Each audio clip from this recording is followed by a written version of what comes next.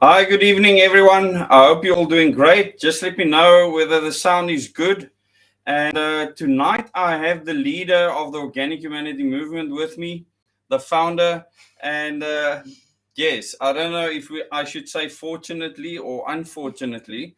This is only the third time that I've actually interviewed her, as far as I can remember. And even although I see her often, a lot, in fact, I don't get much time to actually speak to her about her plans, what she's doing. And I think at the moment, this is an apt time for you to actually get to know what the Organic Humanity Movement is doing, what OHM is all about. Many of you are new. And please share this with your friends and family so that we can get as many people into this chat as possible. You'll be able to ask questions.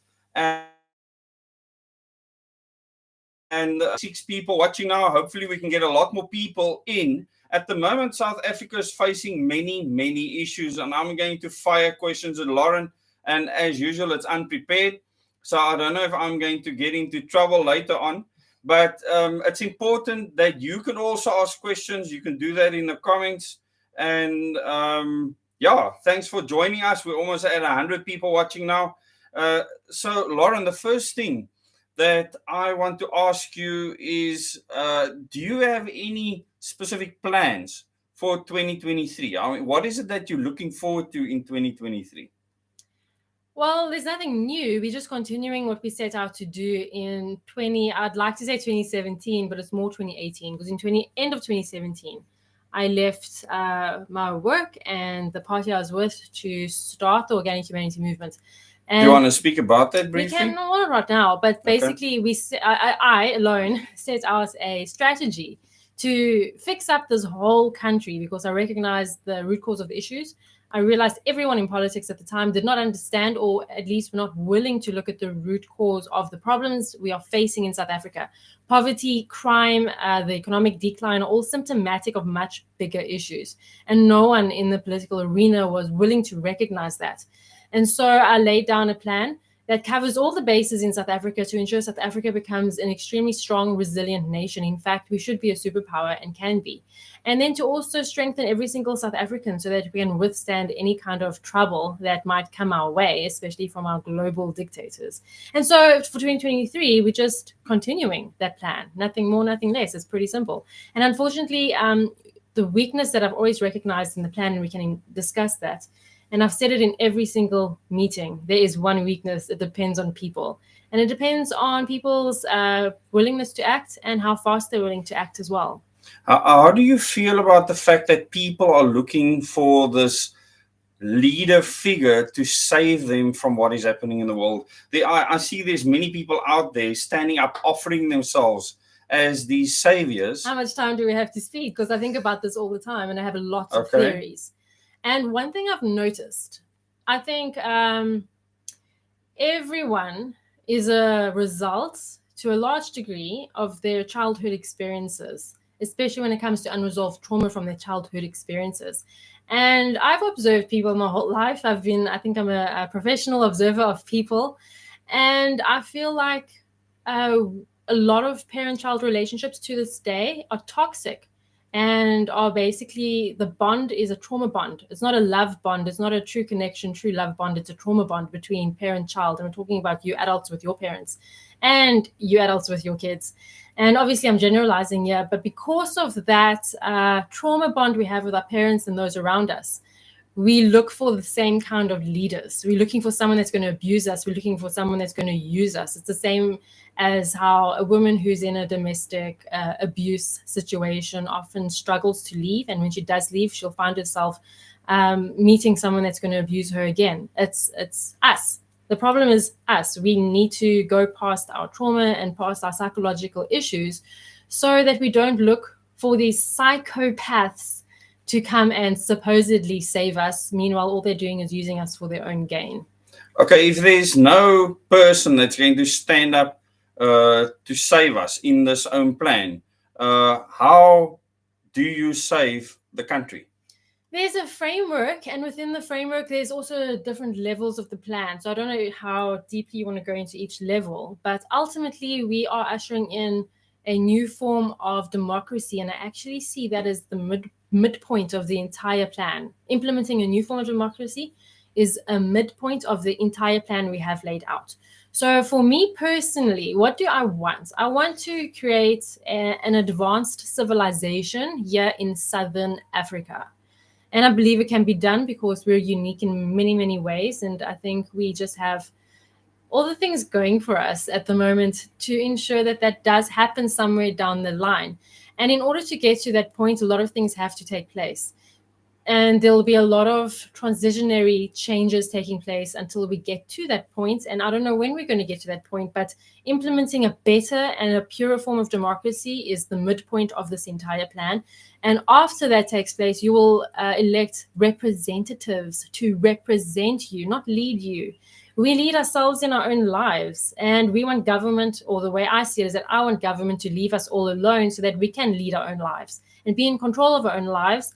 And there's a lot of factors that will support that kind of way of life in this new South Africa that I speak of. Okay, we can speak about that in a bit more detail now, but you said that South Africa is unique. Can you maybe elaborate on that? Because I think many people feel very differently about their experience in South Africa. So do you look at South Africa from a micro level, a macro level, a global level, a universal level? What do you do? All of the above. I don't think there's really a country that's gone through the challenges that we have gone through with regards to our very complex history. And obviously, there were a lot of countries that have been colonized, but because we have so many different cultures, that's obviously a lot that we have going for us. That are acknowledged in our country, and even in our constitution. We're a country that's born out of struggle and difficulty. Everyone that came here out of struggle and difficulty, wanting freedom. Everyone came here in search of freedom to some degree or the other. And I think if you look at how we respond to everything that goes on in this country, whether it's on a global level or a local level, we either laugh it off or we just endure it. So I think all of us, no matter what culture or creed you come from, we as South Africans have a lot of resilience and strength. And we're just missing a few key pieces to actually make this country the best in the world.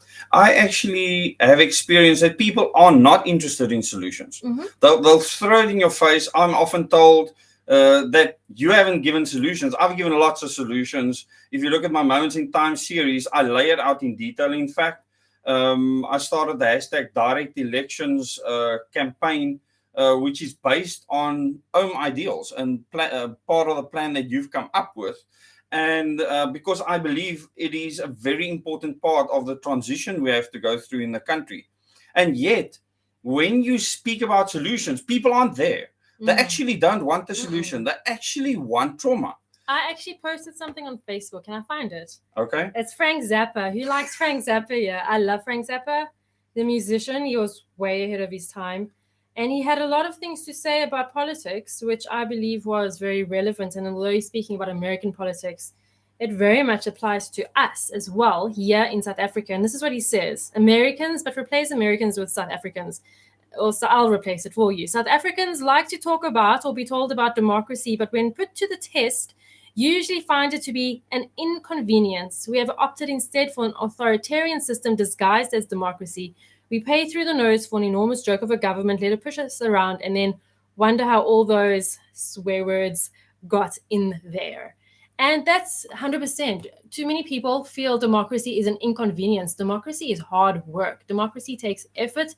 To be an active citizen becomes part of your lifestyle, part of your daily philosophy, part of what you do, like breathing and eating breakfast and exercising and going to work, is being a citizen in a country. And I honestly, after all the interactions I've had with so many people, I don't think a lot of South Africans are up for the challenge to actually exist in a democracy. They'll rather take a dictator over a democracy any day if it means that they don't have to be concerned with the society around them. No one wants to, for instance, reach a helping hand to a homeless person. No one, for instance, wants to go to a sub-council meeting. Some people don't even want to vote. So, like I've always said, we don't currently deserve a democracy until all of us as citizens, because we are citizens. If you're not a citizen, you're a subject. Which one would you rather be? All of us have, as citizens, have a responsibility. And if you're not willing to honor that responsibility, you'll just be a subject. And unfortunately, it seems like a lot of people are happy with that. What do you say about the people that say that they want to protect our democracy, they want to protect our constitution, that it's being attacked? What do you say to them? I don't think they understand what a democracy means, and that's fine. A lot of people think we have an amazing constitution, and one of the things we want to do is change our constitution almost completely, even down to the Bill of Rights, because they're just empty words. And unfortunately, with the philosophy of government combined with the constitution that we have right now, the constitution gives all the power to politicians, whereas we want to create a constitution that gives the power to the people, not to the politicians. So, for instance, we have a right of life, a right to life, sorry, and politicians have the right to protect our lives instead of us having the right to protect our lives. That's just a small example of how we want to change it around. So, what does it actually mean practically? Because I think that's an important point. Because especially during the COVID-19 pandemic, we could see that in action. Government said we have a constitutional obligation based on our current constitution to protect your lives. And therefore, we need to make decisions for you. Okay, so let me answer this the long way around. It doesn't matter whether you agree with them or not. They can literally override your freedom. Yeah, so if you, I don't know, if you get sick and you don't want to accept treatment, or if your child gets sick and you don't want a specific mainstream treatment, you can be held accountable for that, technically. What would you suggest instead?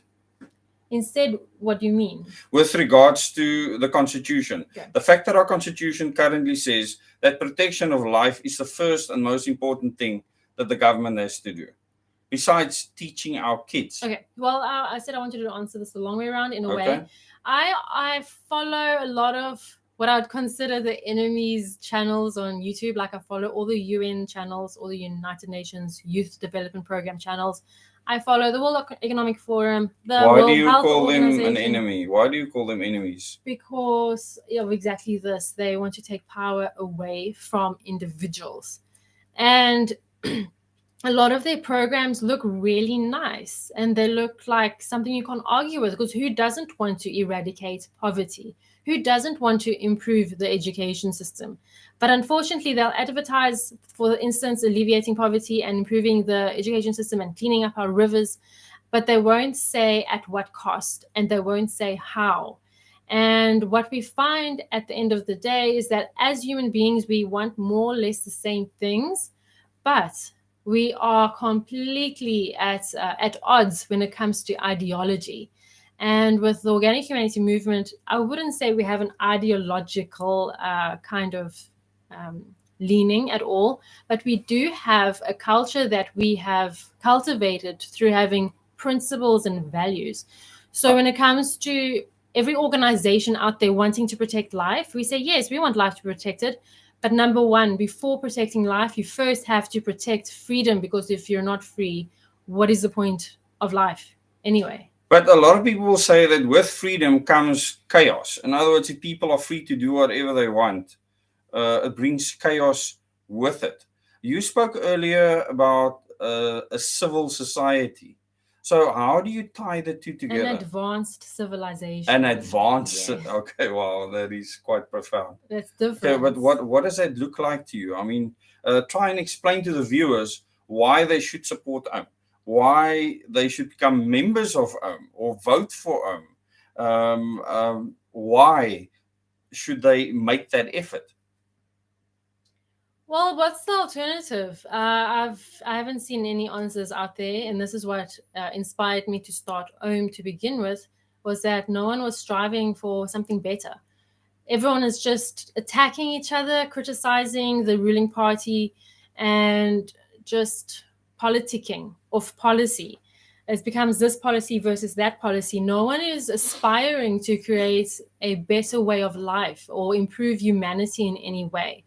And that's what we want to do. The organic humanity movement, we want to safeguard humanity first of all, because with the fourth industrial revolution, humanity itself is under attack. And then we also want to advance humanity. We want humanity to progress, because I believe the systems that have been designed for society across all Western cultures and across the entire the entire planet, is a very lower vibrational system. What do you mean by that? vibrations. It speaks to our, well, that's a simple way of putting it. It speaks to the worst side of humanity instead of the best side of humanity. For instance, Are you talking about good versus evil? Right um, versus wrong? I mean, I suppose there's systems that can either bring out our worst or bring out our best. And if you want to call that good versus evil, then yes, then it is good versus evil. For instance, everyone that has a job, you work for a boss, you have to compromise your own values somewhere down the line in order to keep that job. And that's exactly why I quit the political party I was with before I started OHM, and why I quit the job that I was in at the city of Cape Town, because you have to compromise on your own truth and on your own principles. And the entire society is designed that way. It starts from, I'd like to say it starts from school, but it actually starts from the time you exit your mother's womb, because society is just designed. Everyone teaches you that you have to sell your soul in order to succeed. Everyone talks about how you need to make decisions so that you make money. So everyone is enslaved to the system. No one is actually free. Government and the economic system actually work so perfectly together, like a perfect marriage, to keep the people enslaved, never free, never improving. And this is the problem. We always talk about freedom and we speak about the chaos that might ensue.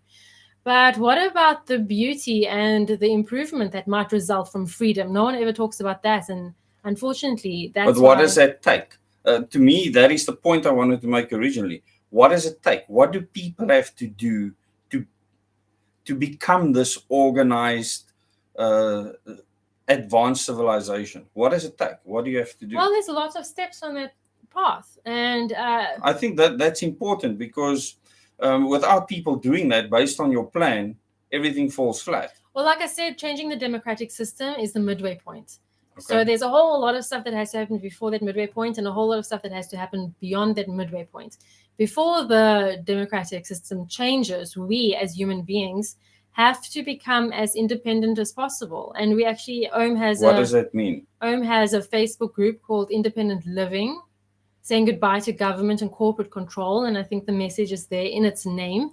And we just want people to acknowledge that all the things that we need to live, to survive, is everything that we need is basically owned either or controlled either by the government or by corporations. We don't have it for ourselves. You can't, well, you can, but you can't just go and see an empty piece of field and build a beautiful house there and raise your children there, because either that empty field will belong to someone that's not using it, or it'll belong to the government, or it'll belong to some company that's just not built on it yet.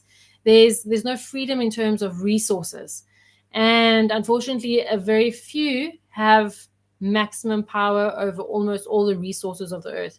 And so we need water, we need food, we need energy, we need shelter in order to survive. And we get all of those things either from the government directly or through a company, through a business, through the shops. And because of that, we are enslaved, because if those entities had to disappear, you might not think we're enslaved. You might think we're free to spend money. But if those entities had to disappear, we would probably die, all of us. Now, why would you tell most people out there living their normal day-to-day lives? Yes, we have problems with the load shedding in South Africa, and we can touch on that in just a while, what solutions you might have for something like that.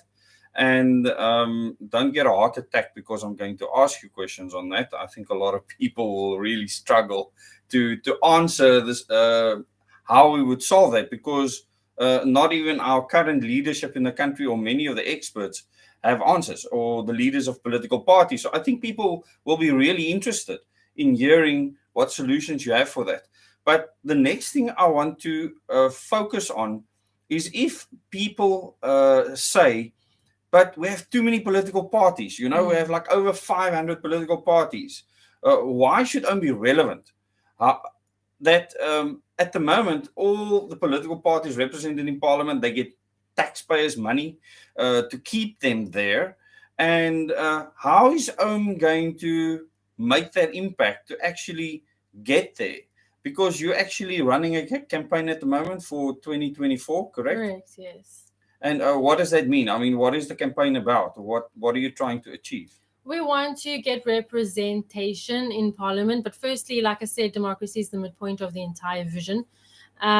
Being a political party is just a tiny fragment of a much bigger picture, because we're a movement before we're a political party. If politics had to cease to exist, if the IEC had to cut our registration and say you're not a member, you're not registered anymore because of XYZ, it wouldn't really matter that much. It just means we'd have to change our tactics a little bit. I wouldn't really like it, because I've always thought that that if you want to change the system, you pretty much have two main options: an outright revolution, which more often than not will devolve into bloodshed, and a lot of people are calling for that right now. Which is ridiculous. Do they have children and grandchildren? Well, you would have to ask them. Okay, you can speak some Afrikaans. When called to do it. Anyway, so for me, that's out of the question. I cannot fathom. I have boys that are almost teenagers. I have a teenager and an almost teenager. I cannot fathom sending them to war. I cannot fathom any of my children living under those circumstances. It's ridiculous. If anyone calls for anything like that, they should go to jail. I'll put them in the little jail of Lauren.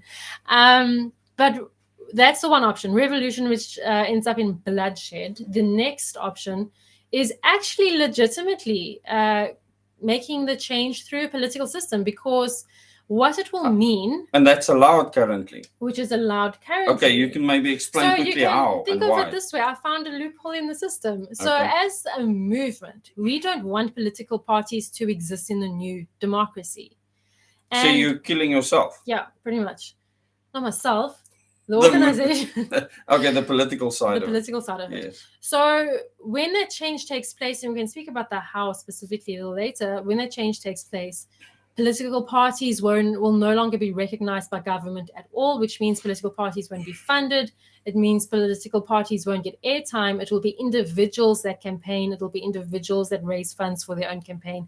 It will be individuals that represent you. There won't be a third person. There won't be a party to do all of that on your behalf. But parties, you cannot stop parties from existing, right? I said they won't be recognized by government, and they won't get funding by government. So what does that actually mean? Because in the US, you have two main parties. The people are all directly elected, and yet you have the circus of the Democrats and the Republicans. I don't know and how. You have the rest. I honestly don't know how they got that right, but I don't want to speak about the inner workings of the electoral system. You actually asked me a more relevant question. Where does the changing come from? So we recognize that through participating in elections, you show the entire world, all the global stakeholders, the United Nations, everyone, you show them that the South African people are legitimately calling for this system change through the United Nations recognized voting system, because often there are overseas organizations related to the UN that oversee elections and make sure elections are free and fair.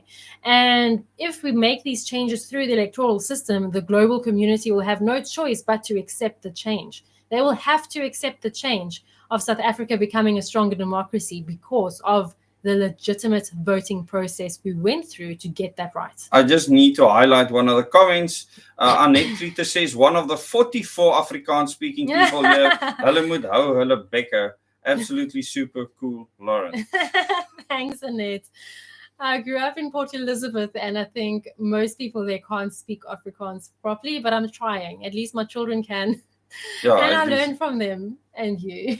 Okay, I interrupted you. I think it was very important to hear you speak Afrikaans. And hopefully you will try and improve your Afrikaans to the point where you can fluently speak to all Afrikaans-speaking people out there. I know I will have arrived on have a It's spoken more than English. We actually looked at that yesterday. It is spoken more than English. In South Africa. Yes. That's actually quite incredible. So the most spoken language is Zulu, I believe. Zulu, then Xhosa, then it's Afrikaans, then it's English. That's correct, yeah. So, yeah, that was quite revealing to me to find that out. Ben Doop says, what about my message? Oh, goodness. I haven't looked at the comments yet. I think we need to first go through all of these important things. We'll look at the messages just now. If we miss it, then please ask your question again. So, system change. You're speaking about literally making irrelevant later. So OHM will cease to exist. Well, I think we will probably exist as a citizen training program or something. Yes, but I mean, OHM as a party, there won't be there won't be registered. parties. Yes. Even the Independent Electoral Commission will take on a different form altogether. They'll basically manage independent candidates' applications to be candidates. So there this- will be a process for independent candidates to run. So there won't be parties. There'll only be independent candidates, including for the president, for as an MP, as a mayor, as a councillor. We're doing away with provincial legislature. And those independent candidates will have to go through a process with the IEC. So there will be a filtering process, and the IEC will oversee that. Okay, just speak about that quickly, because a lot of people have said that in a system where you elect your leaders directly or vote for them, like in many other places in the world, like in Britain, you vote for your MPs directly. I mean, it's the most logical, common thing. I actually feel like the people that wrote the Constitution said the people in South Africa are all dumb, and therefore they must vote for parties. They can't think for themselves that they could vote for a individual. That's what it looked like to me. Like these parties had to take control of the people in the country and keep them calm and keep them placated. That's the kind of feeling that I got. All I have to say is that South Africa has been one of the biggest exporters of gold, which many countries like Britain has benefited from. And we're a huge exporter of many minerals, which many countries benefit from. So what good would it be to have a more functional government? I think we were the largest exporter or producer of gold. So this is the problem, and this is a problem I haven't really spoken about in this way. We were conquered, obviously, South Africa long before we were even here. We were conquered technically before South Africa was even South Africa by England, Britain. And we haven't actually had anyone in power that conquered in the sense that they deserve power, because power was literally given to the ANC. And this is a controversial part of our South African history, but they did not win outright. They did not win the majority vote. They did not work hard and honestly and get to where they are today, because there was a whole nother undercurrent and influence that enabled the ANC liberation movement to come to the fore and become the ruling party in South Africa under this constitution and under this form of government. So we are left literally leaderless. We have a liberation movement that's not really legitimately in power. They didn't legitimately win power at all.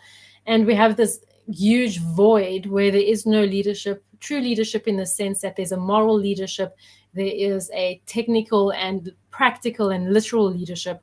There's just everyone from globalists to the actual government just pillaging all resources and all wealth from the country itself and from the people too. And even from the unemployed, they are pillaging from their futures. I think we can talk about that in other videos in a lot of detail. I want to focus now on what people want to hear right now. People are panicking. Okay? They're panicking right now. We need to cut to the chase at this stage and give people answers, hope, something that they can tangibly understand. Not long-winded explanations that they get from people all over the place, and people like the DA leader. I saw him the other day saying that they're going to take Eskom to court to declare load shedding is unconstitutional. So he wants the country to go into a blackout. He's that stupid. I mean, so we need people with intellect to actually come up with solutions. And I believe we have thousands of people in this country with high enough understanding, intellect, wisdom to get this country to a stable place, because it's not stable right now. There's a lot of instability. There has been a lot of instability for a very long time. What can OHM provide now to give people hope? To make people believe that there is an answer. What is OHM doing on the ground? Preparing for 2024, because you spoke about you mentioned the campaign. I also mentioned the campaign earlier. Why should people become a part of that? I said the campaign and your question about becoming part of that are two separate things. Okay. So I'll answer them differently or in two different points. What was your first question? Why should people get involved? What can we offer that's tangible? Yes. Well, we have a literal plan and a literal What vision, okay. and we've touched If on you can aspects really of make it. it short and sweet, condense that. We've plan. actually done a video on this. We can give you absolute, literal, implementable tools that you can do today. You can start right now. There are things you can do right now to save South Africa. The problem is most people want a solution yesterday. Okay. So people are stubborn. No one acted yesterday. When I spoke about what was on my mind, even in the previous political party I was with, when I spoke about those things to people would stop talking to me in social situations. People would avoid me in social situations because of the things I spoke about. Now people are begging for solutions. And then we have the solution. Do they want to hear the solution? Because the solution isn't sit back and I'm going to solve your problem for you. That's not the solution. The solution also isn't me sitting here for 15 minutes, like many groups I've seen on Facebook, talking about sentimental things. We are such a strong country. We need to unite. We need to use all these big, fluffy political words because I'm so sick of those speeches that absolutely mean nothing. It's like, let's have a competition of who can make the most sentimental sounding speech for South Africans. Kumbaya dance in a circle kind of pretty speeches. much. And at the end of the day, nothing happens, but people actually still feel better. And then you got the crazies that are basically sowing divide and fear. And that's not going to help either. Yeah, we have a tangible plan. So the crux of the plan is that we need numbers. Like I said earlier at the beginning of this video, the weakness. What numbers? The weakness in OHM's strategy is that it depends on the actions of people and the willingness of people to get involved. So we are sitting at around 2,000 members countrywide, which is awesome. I think it's great. For an organization, we were registered in December of 2018. And for that period of time, I think it's really awesome growth. But the more members we have, there are 4 phases of the organic humanity movement. And they do overlap, definitely. The first is recruitment, growth or recruitment. So we need to grow in numbers. After we've grown in numbers, then we need to organize, and we've already attempted to start organizing by calling area representatives across the country and provincial representatives across the country. Separate to the campaign, we're also asking for candidates across the country. After organizing takes place, so we're growing, we're organizing, that organizing will result in more growth, and as our numbers get bigger, we then will be able to mobilize. What does mobilize mean? That means taking decisive action. After that, the 4th phase is governing. That's when OHM is actually in government, in parliament, and can actually put forward the new constitution, the new government system, and get that passed into law. And those are the 4 phases before the midpoint that I speak of, which is the new democracy. And with the numbers, with mobilizing. So this is the thing. There's load shedding that's an issue. What was the thing people were marching on about before load shedding? I can't remember. Zuma must fall. No, there was something else. Okay. But either way, there's issues. And I say that until we've reached the mobilization point within OHM, it's completely pointless to act. It doesn't matter what organizations are trying to arrange what. It's pointless because if it's not based on the 6 principles and 4 values of OHM. Okay, what is that? You haven't spoken about that. We will get there. Okay. If it's not based on the framework we've set out, it's pointless. Because the 6 principles and the 4 values is what is going to unite South Africans from all walks of life. Doesn't matter who they are. And I think everyone can agree that we need everyone to fix this country. Okay, now that's a very important point, because a lot of people have said to me, there's something missing in a lot of these political movements, political parties, whatever you want to call them, civil organizations, that makes them unique to just a group of people. Okay? And a lot of people have said to me, you need to do something that unite everyone that is good in the country and bring them to a center point where they can work together. So how does your values and principles achieve that? Well, when I started coming up with the idea for the organic humanity movement, obviously assessed the country situation. I looked at everything that's taking place, and I recognized the division, specifically the racial, cultural division within political parties in South Africa. And I thought, we can't continue like this. And I tried to come up with a framework that anyone could identify with. So it doesn't matter if you're agnostic, if you're atheist, if you're a super devoted religious person in whatever religion that you subscribe to, you should be able to unite under the 6 principles of OHM. And it doesn't matter what culture you come from. It shouldn't matter what age you are. Nothing should matter. These 6 principles, I believe, are non-negotiables that everyone should agree to. And of course, you can debate each principle. There's still room for debate in each principle. But the order of the principles are important. And then all of them have to exist in society, and all of them have to exist for a specific solution to work. So even with the energy plan or with anything you want to bring up later, these principles all have to be present for you to know that the solution is actually viable to make South Africa strong. And they are basically in this very specific order. Number 1 is liberty, because without liberty, there's no point to life. Number 2 is protection of life. So you'll see number 2, protection of life, is subject to liberty first. Okay, that's quite interesting because it's the other way around in our constitution. It's the other way around for the United Nations. There's another organization I looked at, and they had very similar principles to OHM, but protection of life came first. And that is a problem. Okay. You have to have liberty first, because what's that saying? The Spartans claimed the saying, another group claimed the saying, I'd rather die on my feet than live on my knees. Same thing. Who wants to live subject to authoritarian rule? I certainly don't. I don't want my children to grow up in a nation where they are subject to authority. But a lot of people currently are saying that they will give up their freedoms to be safe. For instance, to have food to eat. It's hulle bedonderd. Oh my word. Afrikaans is advancing. So why do you say that? Well, I suppose from our own experience, from anyone's experience, have you ever had someone try to tell you what to do? Have you ever been a child and your parents don't want you to do something?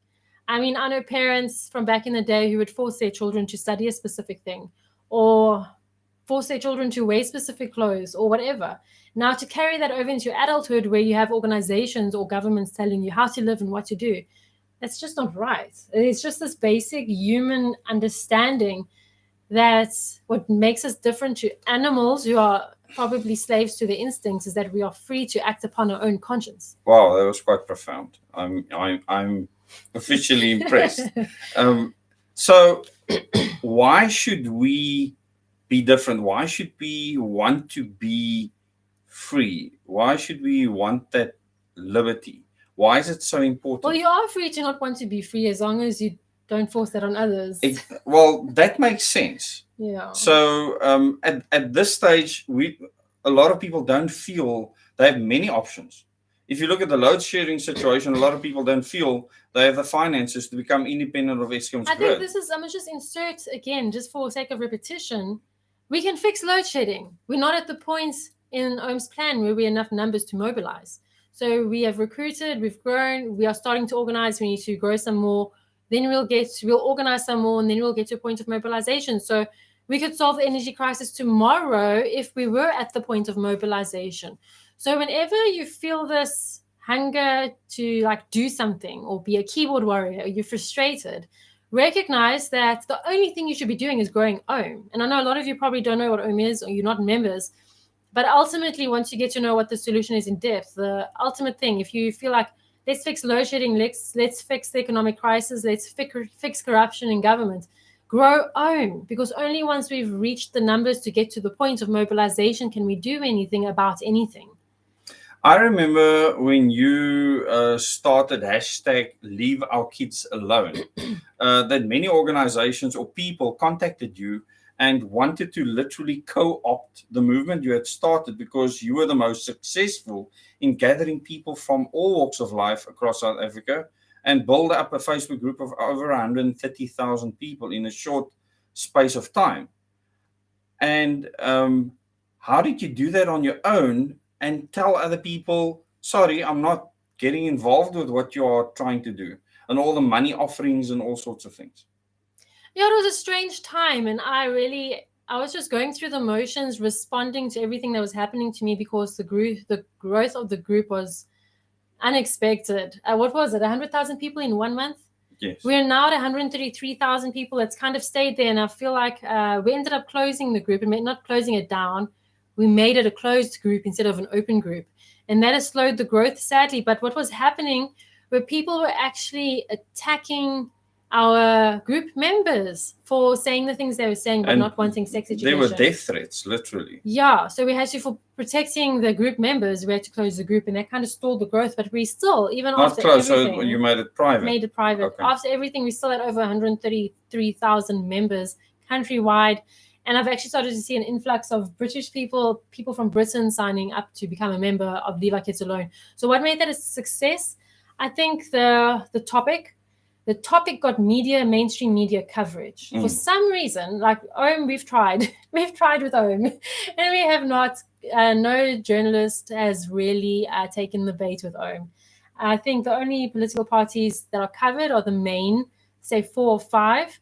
And then if someone says something profoundly illegal, then that'll also get coverage. Or does something illegal. Yes, or stupid. You'll see that party leaders that have a lot of money and influence, way more money than I have, will get media coverage. And it's just the way it is. How does OHM fund itself? Let's just talk about that quickly and get it out of the way. Do you earn a salary? I do not earn a salary. I work full-time for OHM, and I do not earn a salary, and I haven't earned a salary for a long time. And it's difficult, and it's getting more and more difficult as the years click by, but it's a sacrifice I feel I have to make for my children and for future generations. We need the entire generation to have a future, not just my kids. We need the entire country's children to have a future, so that we can continue in democracy and in freedom. So does OHM have any paid staff? No paid staff, and I always thought it'd be great to have some staff members. But at this point, I feel like we can proceed with just volunteers. I think maybe we'll probably at some point have to hire an administrative assistant just in general to deal with a whole lot of things. Because instead of leading OHM, I often find I am running ops or running the office or running the admin. And that can be quite distracting, seeing to all the admin. So no one gets paid a salary. For the first 2 years of OHM, there was zero money coming into our account. You funded a lot of it as my dearest husband, shame piece. But for 2 years, nothing came into the account. Then we slowly started to get a 50 Rand here and 100 Rand there. And now we have raised. So then in 2021, during the local government elections, we raised 140,000 Rand more or less. And then at the end of 2022, in how many days has it been? In 30 days. It's less than 30 days 30 now. days, thanks to the efforts of Double Days. In 30 days, we have raised, I think, 120, 130? About 130,000 Rand, more or less, which is amazing. 130,000 Rand. Safe to say that in a month we have raised 130,000 Rand. We need to raise a total of 250,000 Rand for just contesting the elections. This is not including campaigning costs. This is just to pay the IEC so that we can actually be on the ballot paper. And those are funds that are returned if you actually get a seat, right? If we get a seat, the organization gets the money back. Okay, what's the point of getting a seat in Parliament? A single seat. A lot of people say it's completely pointless because you can't go and just change the laws. What can you do? It's a foot in the door. We can start speaking to individuals in government. I'll even approach ANC MPs and be like, listen here, this is what we have planned. Would you be willing to vote on this? And what gave me inspiration here? What, vote on what? A new constitution outlining the new democratic system, outlining the new way of government, outlining the new Bill of Rights. This is a document that will also be made public at a future date. And this is something I think when it's made public, MPs will almost feel obligated to vote on behalf of this change. Okay, so you're putting a bill forward. An entire constitution, but pretty much, yes. So we'll need, I think, 75% of the vote because it's such a big deal. It's changing the constitution, ultimately. And that will change the foundations of the constitution. It will. Because the constitution right now says that we're a multi-party democracy, which is an oxymoron. I mean, it makes absolutely no sense. Well, it's not going to be a multi-party democracy anymore. And this is why the constitution needs to change. And just think back to news 10 years ago, 8 years ago, about how there was this absolute psyop in mainstream media to make every single person fear the change of the constitution, to the point where if I did a radio interview during the elections, and the DJ would ask me some questions, or the presenter, and then you'd play some songs, and you'd ask me some questions and play some songs. While the songs were playing, you'd ask what the next points were going to be. And when I said I want to speak about constitutional change, he said, absolutely not. If you speak about that, the interview ends. Yeah. So people are ignorant, and not in a bad way, it's just education. People are ignorant in the fact that our constitution is so deeply flawed and that we can have a beautiful life in South Africa. Everyone can have a better life than what they're currently having. So you don't want to do away with the constitution. No. You want a new A constitution. better, improved constitution. Okay. And I believe, if you have to look at Because people will fear you attacking the current constitution. So I think how a person approaches that is quite important. I suppose what words you use makes a difference. Yeah. So our current constitution, I've attacked many things in there because I see Trojan horses built in deliberately by very specific people. I've had discussions with people that was there during the constitutional writing process where Cyril Ramaphosa knew that he was going to become the future president. It was decided a long time ago. And these are the things that I cover on my channel, okay, is all these international powers controlling political parties to have outcomes for themselves.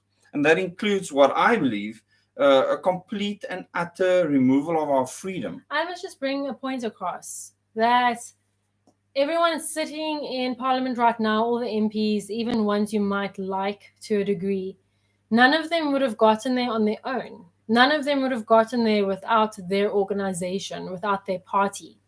Not one. I can't think of any. Maybe Julius Malema, a couple of the. I think Julius would have definitely made it there on his own. He would have. But broadly speaking, most of them would not have. Absolutely not. Okay, so they get funding from the public purse, okay, literally from taxpayers. Besides then these overseas powers funding them. It's not just that. The funding is one thing. The taxpayers fund them. Corporations fund them, but it's more than that. You literally got people that will start volunteering with the political party with the sole intent of becoming employed one day. And all they have to do is kiss proverbial butts enough to the point where the party leadership will give them positions of power to reward their loyalty. It's exactly how it works in every single party. Not a single party is exempt from this system because they all choose to work the same way. Okay, I think we should actually do an entire live stream just on that because people need to hear your experiences. But the Organic Humanity Movement, because I recognized these things, I changed how we work internally. And we don't have voting within the organization. So inside the organization... So you're a dictator? Inside the organization, absolutely. We want democracy for the country, and to achieve democracy of the country, I have to dictate the vision. It's that simple. I'm very scared. In Namibia... So you can't be voted out? No, I'm not voted in, nor am I voted out. It's basically, this is my plan, this is my vision, join or leave. It's that simple. Okay, Namibia? In Namibia, they demand that if you register as a political party, you have to have internal elections. And I'm so nervous that this is going to happen in South Africa too. They're going to pass a bill, and that's going to take a lot of autonomy away from political parties like the Organic Humanity Movement, who dare to do things differently. Yeah, so this terrorism bill, I was quite concerned about. It's a step in that direction, in my opinion. Yeah, that Cyril is already signed into law. It's a nightmare, people. So, yeah, people will be able to search any premises if there's just a suspicion that you might be performing any activities against what the current government is doing. And there's organizations that are literally fighting in court and everywhere to protect the current constitution, saying that it shouldn't be changed. When the current constitution says that it can be changed. They left that in there. Clever people left that gap in there, that loophole, so that situations like this, we can actually dig ourselves out of it. But as you said earlier, we would have to literally change lives. People would want to change their lives. Do you actually believe that people want to do that? And we'll get back to the principles just now, because I think we need to continue through the principles. I will find every single person one by one if I have to, who's willing to, because I believe rather have, it's like the Spartans. Why do I always quote the Spartans? Because I love the movie. Because you're half Greek. It's my favorite movie ever. I love the part where Leonidas is walking with his 300 special forces warriors, and they come across, I think, Athens. Athens came and said, we're here to help you. And by all means, they seemed like they needed the help in the face of the million strong Persian army. 300 men, a million strong Persian army, definitely seemed like they needed help. And Leonidas said, "Oh, you're here to help us." And he speaks to the army dudes, the soldiers, and he says, "Hey, you, what do you do?" "Oh, I'm a carpenter." "What do you do?" "Oh, I'm a bricklayer," or whatever. "What do you do?" "I make shoes." And then he goes to his people, he's 300, and he says, "What do you do?" And all in unison shout, "Ahoo, ahoo, ahoo." And that's it. We don't need the masses. We need enough people with the right mindset, the right attitude, and the willingness to act, nothing more. I actually got goosebumps now because you drove the point home beautifully in that moment. It's something I understand. I suppose the fact that I'm a man, masculinity should play a role in what we do. And someone said very recently, I can't remember who it was, and I've said it before as well, but it's good to hear other people saying this, that we need to raise warriors right now. Yes, you actually said it in response to a video you watched that you showed me. Yes. No, I actually heard someone else say it. So it's beautiful when I hear people recognize that we're in trouble, that the children we are raising today in the education system, that they're a lost generation, that they can't actually fight a war or for freedom, that in fact they will sell their freedom out because I don't think they value freedom. It's the entire plan of the entire curriculum is to take away that drive to protect life. Okay, let's talk about the school system just very quickly, because I think that this is the main target and focus right now. I think a lot of the global elites don't care about us. They can get rid of us easily. They want to control our children. So they can do it through the school curriculum. I say they already have control of our children, and this is why with OHM we want to achieve things latest 2029. If we can achieve it tomorrow, let's do it. Why 2029? Various reasons, Agenda 2030 being one. Everything will have been put in place, but they do seem like they're speeding things up a little bit here and there. But also because the children of today that are completely taken over by the new global government ideology, 100%. Your children that are under 18, even younger than that, younger than millennial age, are already captured. Their minds are captured. They are gone. They're lost cause, because except for a few exceptions. And that's why before they get to the point where they can be in absolute leadership positions in government, in business, in all sectors of society, we need to transform the systems that govern South Africa first, so we can fix it all up. So what would you say to parents right now? What can they do immediately now to help? So you've said that people should join OHM. Follow OHM's plan. Where can they read about this first? And then, in other words, where can they go to find out more? Because we almost an hour, and I don't want to take up more than an hour of everyone's time. People need to get to bed, go to work, etc. So we basically have 7 minutes left. Wow. So I want us to very quickly, and we can come back and have another live stream if you will give me the time. Yeah, we can. To talk about more details. Where can the people read about OHM? And then we speak about the children specifically. What advice you would give parents? Okay, OHM, www.organichumanitymovement.org. Then you can go onto Facebook and type in The Organic Humanity Movement. Then we're on Instagram too. We also have a YouTube channel, so you can just go to YouTube and type in The Organic Humanity Movement. So you'll find us on YouTube, on Facebook, and we have a website which is in the process of being improved as well. So just be patient there, but I think there's enough information on there right now. And then the YouTube channel we used to do during the election times, we did a live stream, I think pretty much every week. Then it was every second week. And then it was, I didn't do live streams for the holidays from about November or in the whole of December. So we'll be starting live streams on the OHM again. And I usually try to cover a specific facet of OHM for every live stream. So you subscribe to the YouTube channel is basically what I'm saying. Okay, so what Facebook platforms can people go to? There's a lot. Okay, wow. So first the page is your first point of call. Then beyond the page, we have direct elections, OHM direct elections. And then we also So is that a page or a group? It's a group. We have two big groups. We have OHM direct elections, which has about 30,000 people. And then we have 30,000. Am I right there? Yeah, I can't think it's remember. over 30,000. And then people. we have very recently, we have OHM System Change Campaign 2024. It's a long name.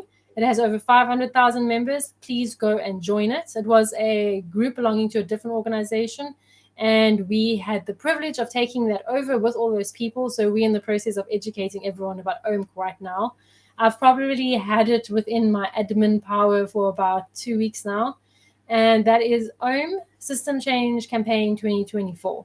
So, and then we also have Independent Living, saying goodbye to government and corporate control, where we are introducing people to the concept of being independent, and people share their journeys on that group. And then so people that want to learn about self-reliance, how to become independent of the control of government and corporations, can go to that Facebook group, Independent Living. Okay, Nicholas, OHM is Organic Humanity Movement. Maybe type it in if you can. Yeah, I think I'll put it here in the comments, the website.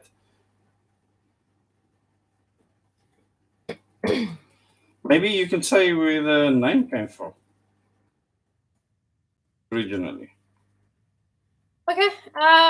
Just briefly. Briefly, yeah, 1 minute left. Quickly, 1 minute, and I can't even answer your other question. No, you've got 4 minutes left. Oh, 4 minutes left. Yes. Organic Humanity Movement. So I left the party that I belonged to before with the idea of starting something new. That something new didn't have a shape or form or name or anything. So this is literally, if you get into Parliament, the first party that was started from scratch. You didn't walk out of the ANC or the DA or the EFF or anything. So usually like what happens is a party that's mainstream, and then a whole group of people walk away and start something else. This did not happen. I quit all on my lonesome, and then I had an idea and a vision, and it slowly evolved over time. And that's why I say it was started in 2017, but it only started to take shape in 2018 to the point where it was registered with the IEC at the end of 2018. The Organic Humanity Movement. So first I was thinking, what are we? What am I trying to do? If I had to put words to this thought, if I had to put words to this vision I have in my head, what we ultimately are, if you break it down to the most fundamental, basic thing that it is a resistance against evil. Because I recognize everything that's taking place in the way I see it is literal evil. It's the absence of goodness. And what is resistance short for in the electrical world? It's OHM. So that's what I was left with, OHM, before I even came up with the rest of the name. And then thinking about my time working in the city of Cape Town, thinking of my life, I had a lot of time to think while driving. I spent about 3 hours a day driving to and from work, which is a story of many people, which is terrible because it's time you could be spending resting. It's time you can spend with your family, but it's time you actually are on the road. And I recognize we live in a box, we drive in a box, we work in a box. We are not organic humans. We want our food to be free range, but we're not free range. We want our food to be free from our chicken and our meat to be free from hormones and injections, but yet we are pumping ourselves full of caffeine and other substances and vitamins. Just to keep on working. Just to keep on working. And it's ridiculous. So there's a little bit of hypocrisy with how we live our lives. We sacrifice huge chunks of our days just for a little bit of reprieve, and it doesn't make any sense. So I realized we need to live more organic lives, as in we just need to be more in touch with nature and with our souls and with ourselves. We need humanity back in society. So we need to care for one another, care for this earth we live on as well, and just have that compassion, which is absent. There's no humanity in government. It's all statistics. It's all numbers on a page. There's no humanity whatsoever in government. And then movement, the fact that we all need to move forward towards this vision. It's not one person saving the day. It's not a party either. The political aspect is just a percentage of the bigger picture. We need to move forward. That's why we're a movement. That's where the name came from. Okay, and then your logo, just briefly. Okay, before so you talk I don't know about if the you can kids. see it. Yeah, it is. The logo. It's a beetle. And this logo, I was so pleased with it when I created it. And I was always so shocked when people approached the logo with suspicion and apprehension. I just did not understand why. The logo came before the name. I came up with the logo before. I was looking for a name. And I couldn't find a name. And when I was thinking of what kind of name I wanted a name that would pretty much be a metaphor for the whole of South Africa, for South African people. And through a whole lot of things, I came across Miriam Makeba's click song. I don't know who knows Miriam Makeba's click song. Oh, have you ever sung a line before? No, I don't think so, but there's always a first time for everything. Double O Days can actually sing, unlike me.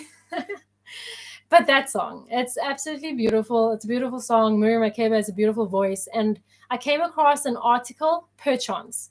And okay, people, thanks for watching. This has been an hour now. Those that want to stay on and listen to the rest, you're welcome to stay with us. There's a few important things that we need to finish up. But those of you that will leave us now, thanks for watching. Please share this video with your friends and family. The hour is up. Those that want to stick with us can stick with us. Let's go. Okay, so Miriam Makeba. So I came across the article per chance, and then I read what the song means. So the song is about the knocking beetle and what it means in Xhosa culture. And basically what the knocking beetle means, and the knocking beetle scientifically, it's related to the dung beetle. They're in the same family. And this is like a mixture between the dung and the knocking beetle. What it means in Xhosa culture, firstly, children play games with the knocking beetle. The knocking beetle is known to be a sign of rain to come in times of drought. And at the time that I came across this, we were going through a drought.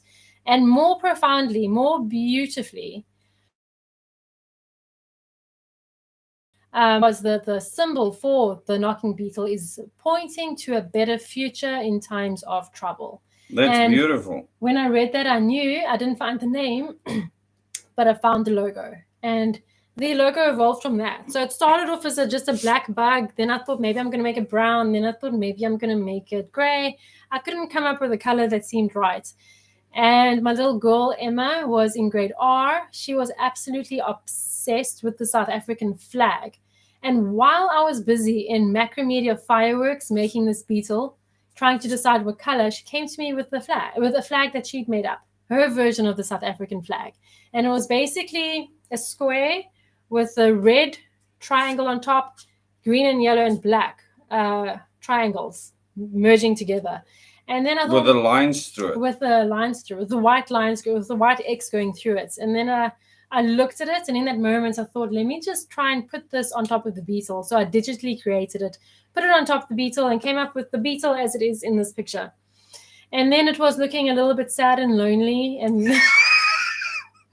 that's so funny. I added a circle. It looked wrong. I added like a whole bunch of things. It just didn't look right. So I found a wreath. And why?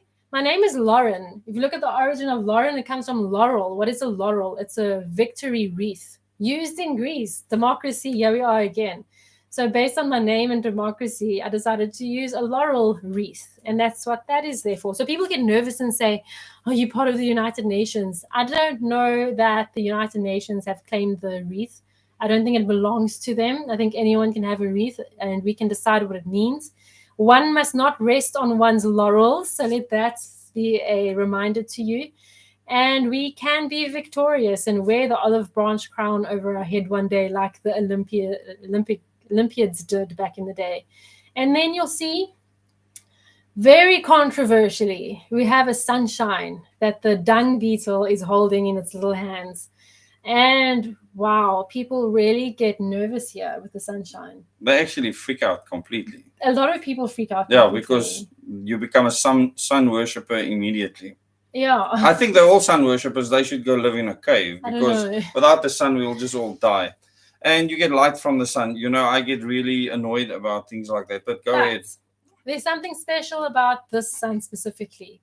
There is a number of political parties that have the sun in their logo. There's obviously a very famous international ancient organization that has a sun in their logo too. Ours is the only one where the sun is not obstructed. You're not seeing the sun rays. You're seeing the entire sun as it is. It's the fullness of light. It's fullness of truth. It's not partial. It's not filtered through something. It's the entire whole sun. And that just signifies that we want all truths to come to light. We don't want any... And other people organizations can't own the sun. No. I think... A lot of people think they do. I think symbols are what you make of them. Yeah, absolutely. I would agree with that. Yeah, so that's what we came up. Well, I came up with this by myself with the help of Emma, and then I added the blue dot in the middle because it looked like something was missing, and then it just so happened we had every color of the South African flag, and then the wreath is brown. Brown is missing from the South African flag, and brown is so symbolic of so many things. But if you look at the symbolism of beetles universally, it's really beautiful. They navigate according to the stars, which is really special. Oh, that will make you a Satanist too, just by the way. It's ridiculous. They also work close to the ground. They work together. They're the most prolific species on the planet. And the ecosystem would literally crumble without them. They're extremely hardworking. And I think we as South African people are the beetle. And we need to work together like little beetles. We might be underestimated. We might feel small sometimes. But together we can create something beautiful. Okay, well, thanks for explaining the logo to us. It's really nice revisiting that. And those personal touches, I think, makes a difference. At the end of the day, I think it's things that people can feel of because it didn't come from some big organization somewhere. What do you say to people that would say that OHM is funded opposition or anything like that? Who is OHM funded by?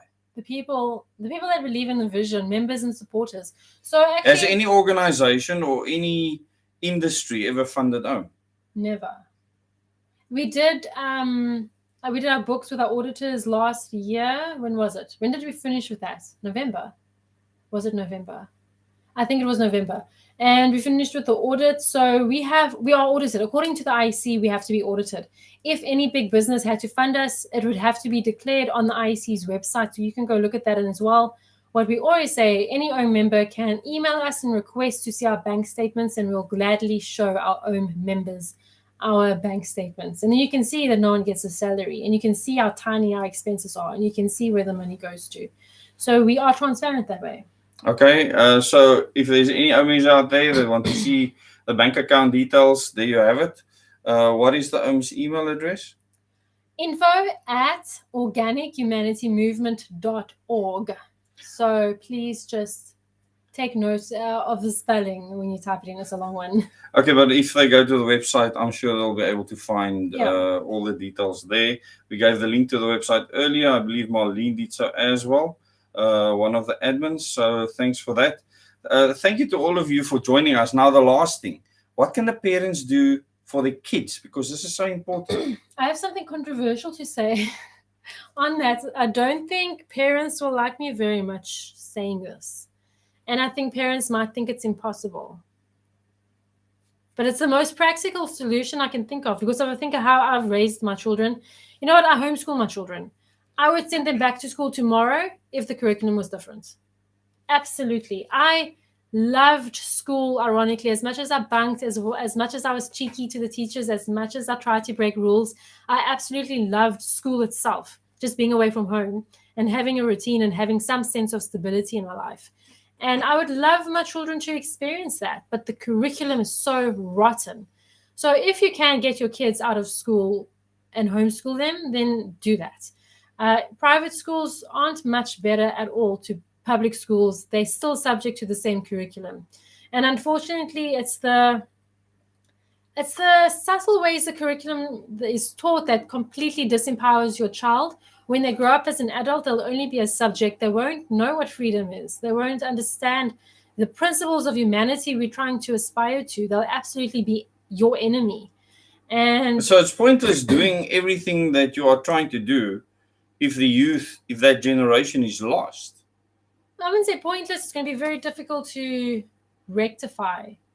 Okay. Because we're still within the time frame before they're old enough to be full-on leaders in society. Before then, we'll hopefully change all the systems in society. Okay. But then to rectify the damage that's been done, it's going to take a lot of work, a lot of healing, a lot of love. If you cannot take your child out of the school system, this is my controversial advice to you. Get your children far away from tablets and Androids and smartphones and devices. Your children, even in high school, should not have access to any of that.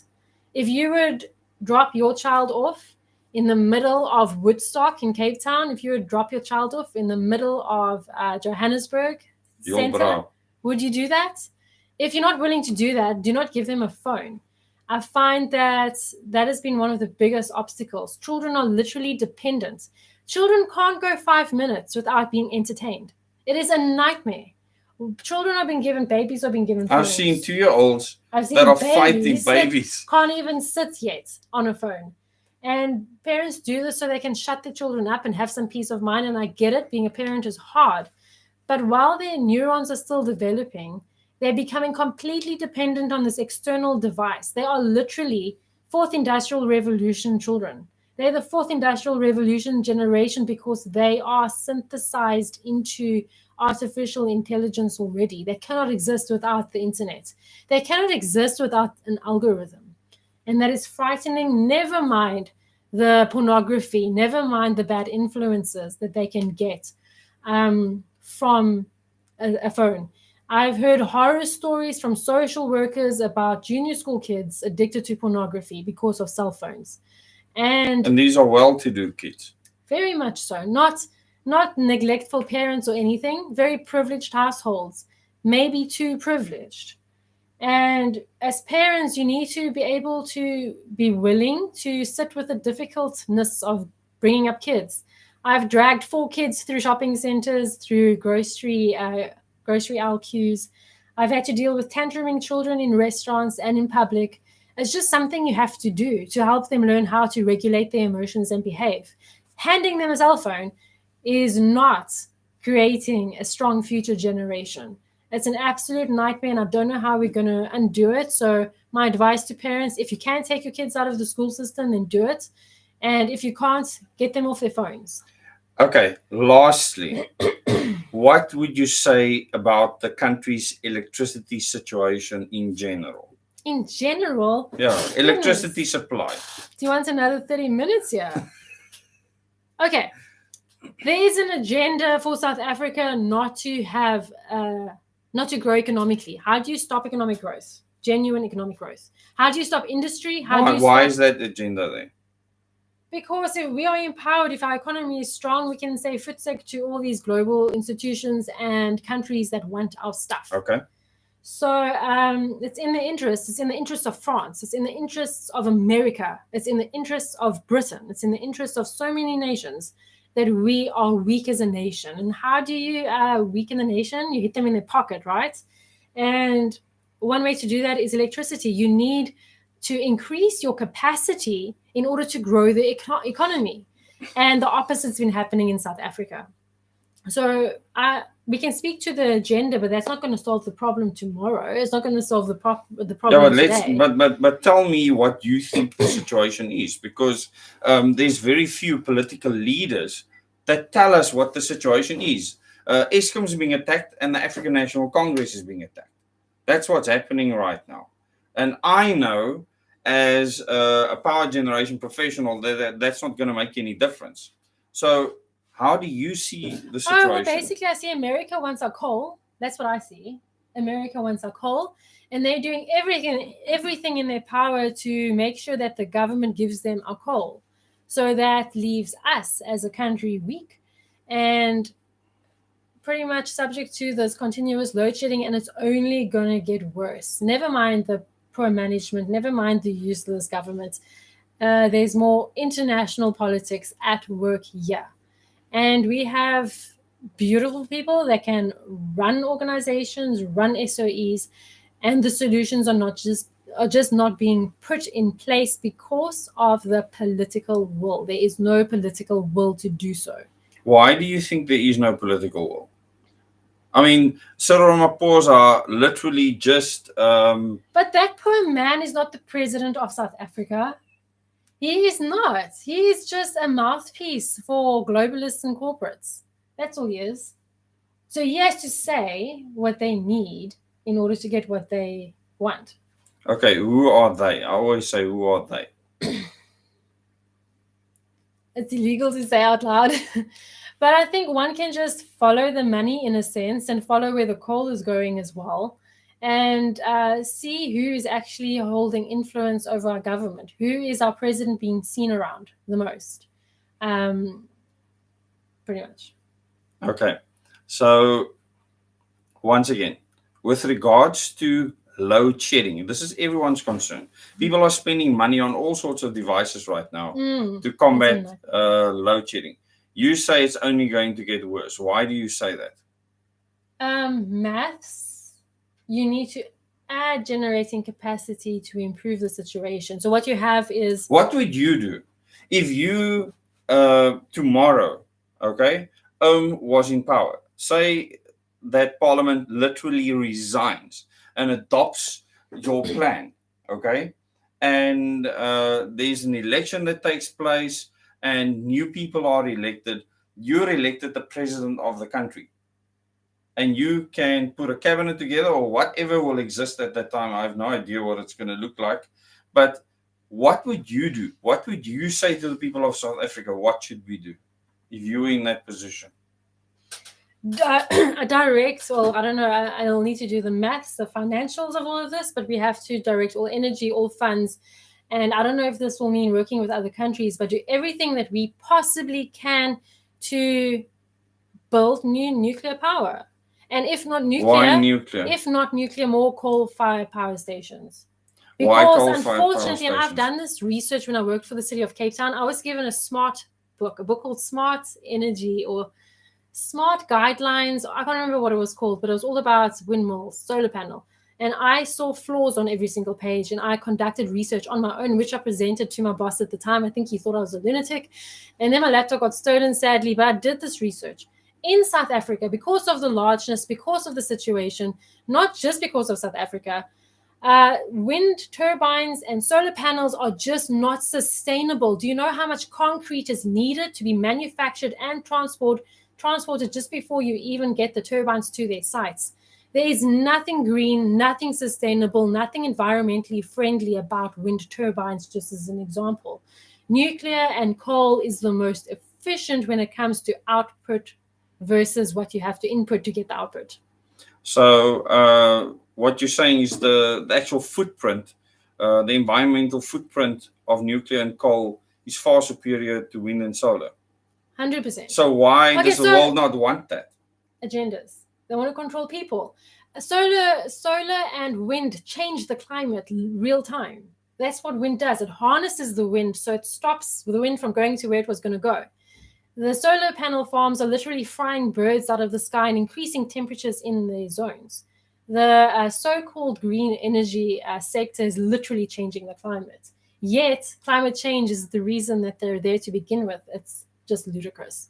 So nuclear would be ideal. I think it's the epitome of human development in this modern world is nuclear energy, the harnessing of fusion power. It's beautiful. Is it fission? Fusion? Oh, both. Well, fusion and fission, both. Fission hasn't got. We haven't got fusion yet. Yeah, yes. Yeah.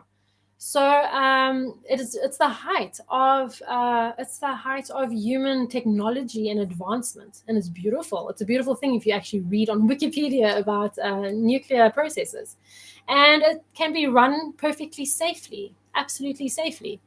And why do you say that? Because a lot of people have immense fear of nuclear. I absolutely believe we should be building another Coburg next to Coburg. I mean, this is the problem. Most people hear nuclear and they think of Chernobyl, not understanding the flaws at that specific plant that was designed in a communist Russian way. Every Western country, France has nuclear power. Germany does Germany have nuclear power? Yeah, well, they shut down most of their nuclear power stations recently. But they've actually increased the amount of coal that they're using. The entire modern world has been built on nuclear power, and now it's just been kicked to dust because of an agenda to control people. The climate change agenda is an agenda of population control. And we need to feel guilty for existing, for breathing, for eating, for using things, for buying things, because I don't know why. We got carbon footprint because we exhale carbon dioxide. Yeah, it's almost like people want us to kill ourselves just because we are humans. And we must eat cockroaches now because cows fart and all the rest. Okay, I don't want to go into the detail of that. The energy debate in South Africa. Okay, so if I was in charge tomorrow, that's why I would get started on building new nuclear capacity, which we have here in Cape Town. We have room for it. It just hasn't been done. There was no political will. The amount of money it's going to cost, I'm not sure where we'll find that. But I'd actually find all the licensed reactor operators that have ever worked at Coburg, put them in a room and ask them to create a solution, because in that realm, you're going to find the highest trained, most capable human beings on the planet. Not on the planet, in South Africa. No, on the planet. On the planet. Because the level of training they go through, and I'm lucky that I'm married to Des to be privy to the information of the level of training that they go through. There is not a single human being that I know of in any industry, not a brain surgeon, not a rocket scientist, even not a rocket scientist, that goes through the training that a licensed nuclear reactor operator goes through. They really are absolute high-level performers in everything. There is zero room for error or mistakes, and they highly, highly intelligent, genius-level people. And to put them in a room and say, let's solve our energy crisis, it will be solved tomorrow. They'll probably even find the money somehow. They'll figure out where to get the money from. In fact, I think in civil society, there's plenty of money to do something like Absolutely. that. If the people of South Africa have a will and they want to put their will towards it, instead of funding government's corruption. Do you know how much it would cost to expand on Coburg units? Well, a lot of the infrastructure is already there. So I know how much trillion? I know it's not trillions. It's not trillions. Those are lies. Okay. So that's just not true. So we get about R1 trillion taxpayer, not we. The government gets about R1 trillion taxpayers' money a year. Political parties, I'm not talking about MP salaries. MP salaries separate to political parties get over 300 million rands a year. Every year, 300 million rands. So we could have built more nuclear capacity ages ago. It's just there was no political will. Yeah, I think if you actually look at the billions that was spent on the COVID recovery, there's plenty money that's flying around and just vanishing into thin air. So to me, we shouldn't have an energy crisis at all in the country. So how long before you have more nuclear capacity if we started building tomorrow? If you look, for instance, at what happened at Baraka in the United Arab Emirates, we can have nuclear stations within 6 years. Within 6 years. So but 6 years is a long time. Then we have to rely on coal. We have to use our current coal stations, and we have to make sure that we stabilize them. So basically, it's not ideal. But then for 6 years, we would use coal, and then we would, in 6 years' time, have nuclear. And then how much would that increase? I'm changing the interview around here. How much would that increase? I feel like I'm being interviewed now. Well, you asked from a leader's perspective. I don't know the answers. I have to consult the expert. So tell me, expert, how... I also consult with other experts. If we had to increase by 2 more units, how much more generating capacity would South Africa have? Well, the large units now would give you over 2,000 megawatts if you have 2 units put together. What is currently? Currently 1,840 megawatts that you're putting out with the 2 cubic units that were designed many years ago. I mean, that specific design station has been running for a very long time in France. They've done all the modern updates and upgrades, but Coburg was applying electricity at 40 cents a kilowatt hour. So it's way cheaper than anything else because it's that reliable. Now, they're extending the lifetime of Coburg at the moment, but we literally have 2 more sites, one on the East Coast, one on the West Coast. I remember when I lived in Port Elizabeth, the East Coast was protested like so crazy, much. yes. Because they're seeing Fukushima, they're seeing Chernobyl, and the designs at Fukushima and Chernobyl were ancient and stupid. I mean, those places didn't even have containment buildings. So, but this is not a nuclear discussion, and you're not interviewing me. So now the other facet of the solutions, you get started building more nuclear capacity because nuclear is the most advanced technology and it's the greenest technology. And then in the meantime, you have to do what you can. If it means using coal, it means using coal. But from a governmental perspective, I would incentivize people getting off the grid individually in their own private homes or in their own private businesses. And I would work with that sector of business to say, hey, how can we make it more affordable? How would you incentivize it? Well, right now, the government actually wants to charge you. They are charging people to get off the grid. So we would rather give people tax breaks for getting off the grid. A tax break. When last have we had something like that in You South know, Africa? this is firstly how I would stimulate the economy right now if I was in charge tomorrow. Is I would lower tax for everybody a lot, substantially, because then people would spend more money, and then I'd encourage people to spend more money with small businesses, because then the average citizen would become more wealthy, and that means you have stronger people, which means you'll have a stronger country. It seems so simple that I almost feel like I'm missing something, but that to me seems like a quick solution to the economic crisis. You've just removed the international interest in the country. I think that's all that you've They done. need us. We don't need them. Okay, now what do you think they are willing to do? As a last statement before we close off, if you had to be in power and you are taking all their goodies away that they want from South Africa, aren't they going to come after us and absolutely want to annihilate us? They will, and so you have to be quite diplomatic, and you have to make sure every South African is getting stronger and stronger, and there'll come a point where we can tell them all, okay, you've used and abused us enough now. We are filing for divorce. Sorry, bye. That is profound. Filing for divorce. Who do you want to divorce the most? WEF, IMF, UN. We're not married to the World Economic Forum, but I see Cyril didn't go. No, he did not. And I see Klaus Schwab was sick. No, he made an opening statement, but I don't think he was there. I think he did it online or something like that. So Klaus still made his speech. Shame. Yeah, we must still delve into that. But yeah, so basically, we don't need any of those international organizations. And whenever I look at the UN and all of that, I think one of the next steps for OHM would be creating an international blueprint to counter what they're doing and instill the principles of freedom and liberty first and foremost, because that is very missing. Okay, talking about that, OHM on an international scale, are there any ambitions to... There absolutely are, and we've actually been in talks with two specific people from two different countries, and it's just been talking at this stage, nothing concrete. We would like to see the plan rolled out in many countries, but people in those countries will have to lead it themselves. Okay, why? Why do you want to have the Okay, because it's simple. We do have this global governance system. Okay. And the UN has so many member states.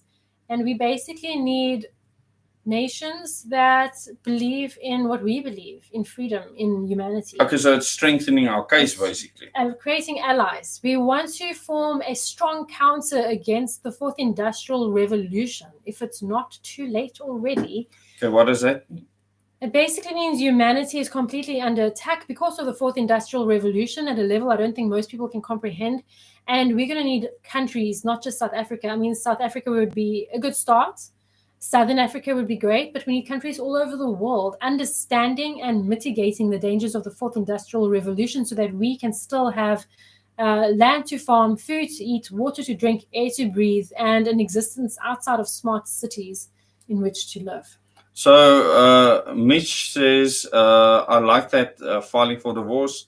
Hang on a sec, who signed and bore witness to this marriage? Kind of makes the marriage illegal, yes? Null and void, yes.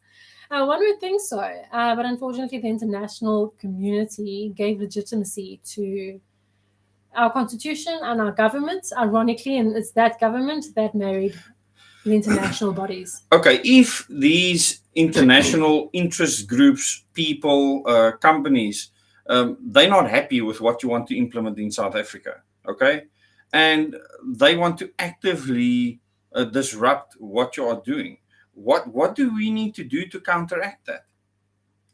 If they had to disrupt what we're doing physically, this just goes back to individuals again doing everything they can to be strong. I'm thinking of the military right now, you know, in terms of our current... And the Terrorism Act. Not just that, our military is pretty useless. I mean, how are they going to defend us against outside threats? I mean, what do you say to that? Well, firstly, your starting point is wrong because the military, the way I see it and the way it's been used, is to protect the government.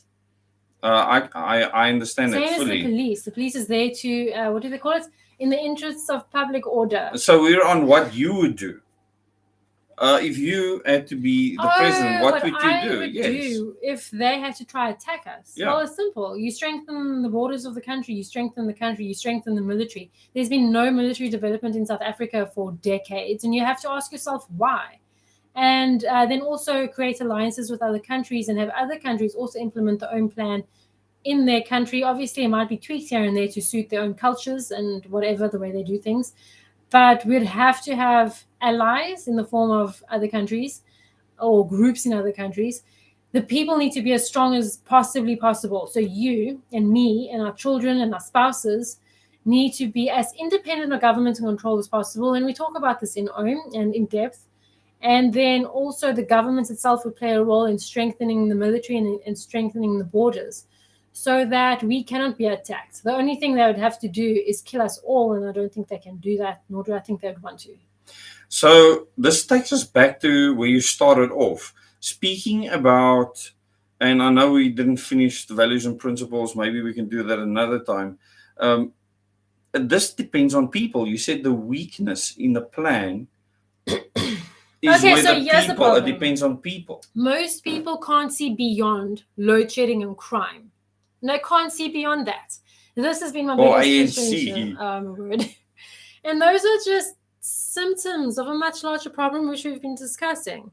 So your job, if you're in this live stream and any of this resonates with you, help me try, educate people that the problem is not load shedding, the problem is not the ANC, the problem is not corruption, the problem is not poverty, the problem is not crime.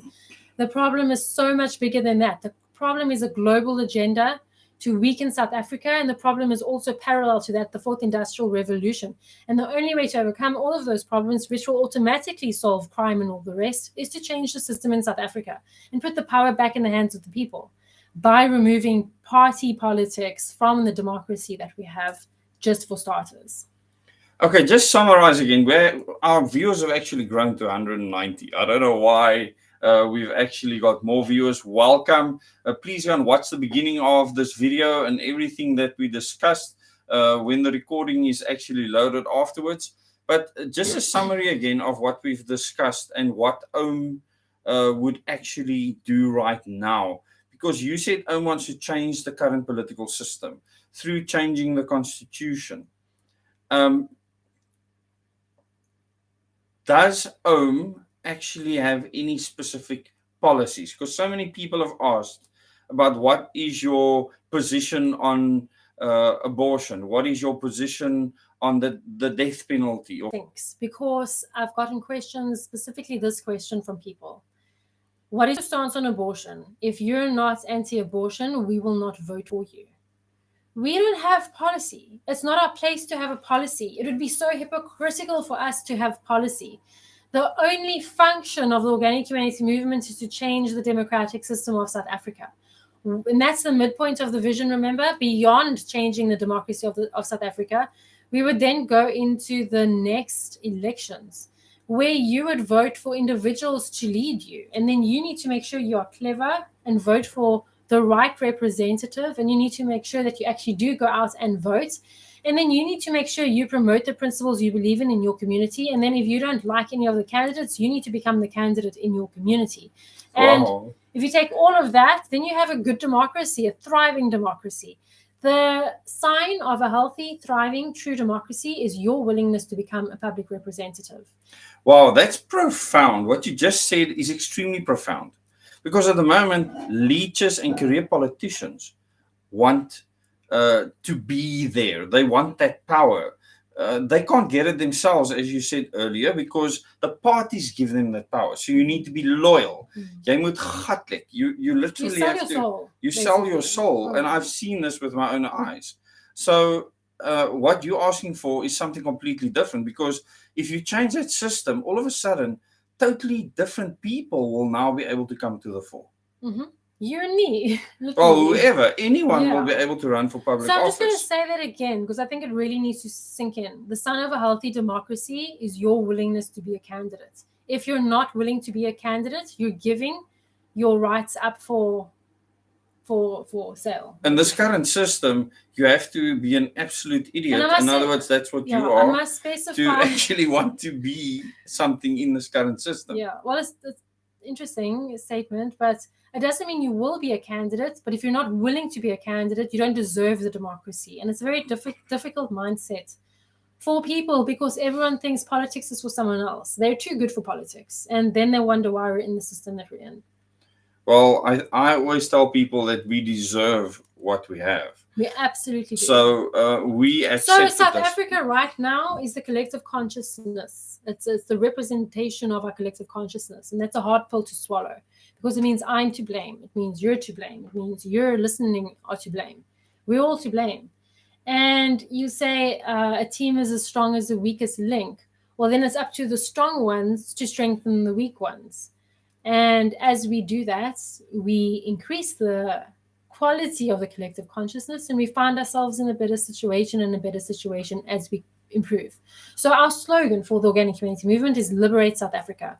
We want South Africa to be liberated, and we recognize that the first step of doing that is liberating ourselves first. And that is the difficult work, because most people think there's nothing wrong with me. I am perfectly fine the way I am.